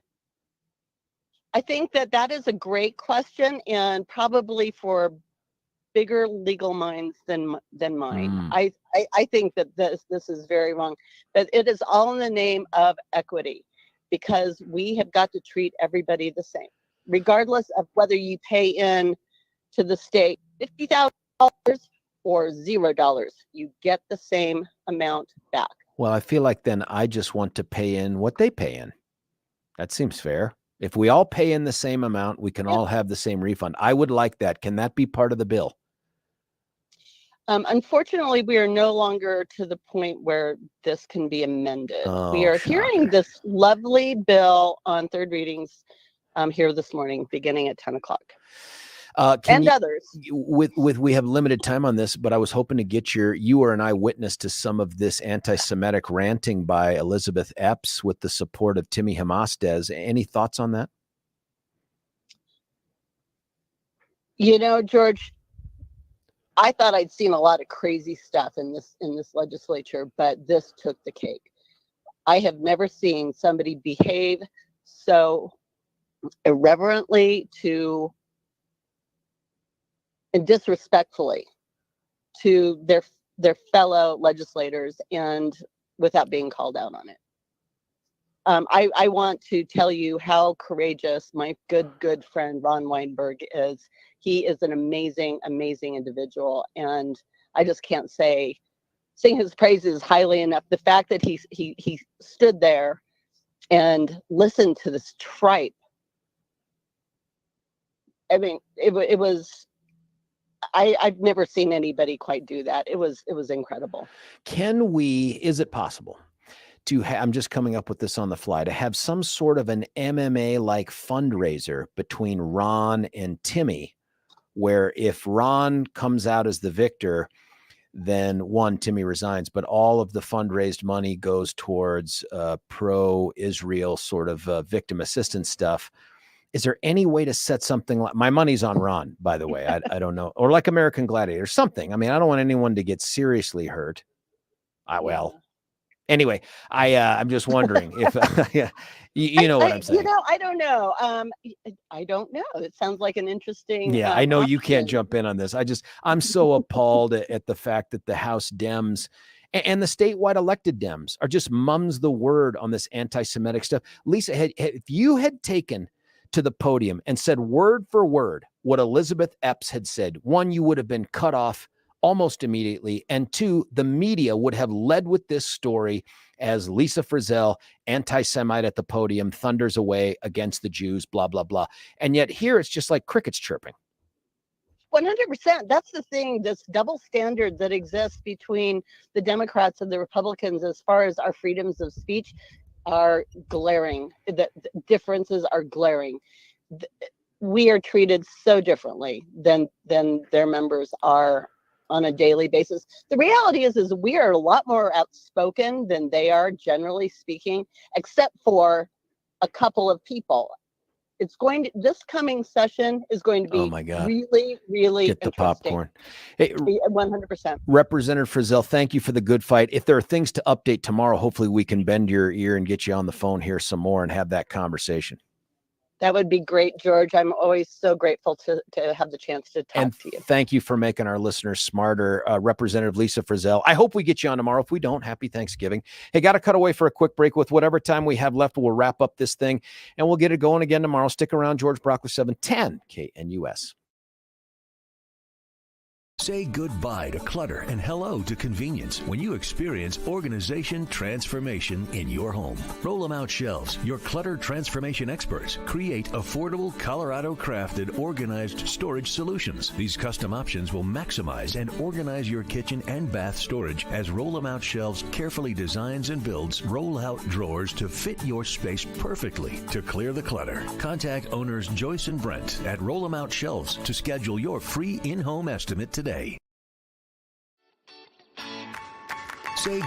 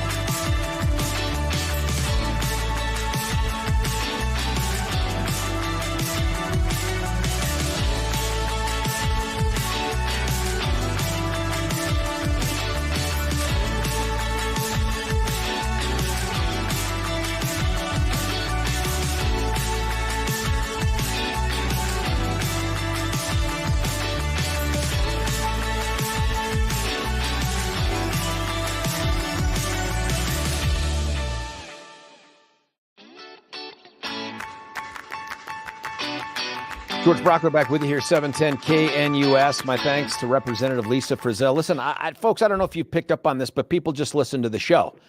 And when they chime in to give some expert advice on something or to help clarify a point, we're always going to try to have them on, in addition to you as well. This has been a show driven in large part by eyewitnesses and subject matter experts. Love that. Tomorrow we'll get back to more of the chitty chat stuff with you as well.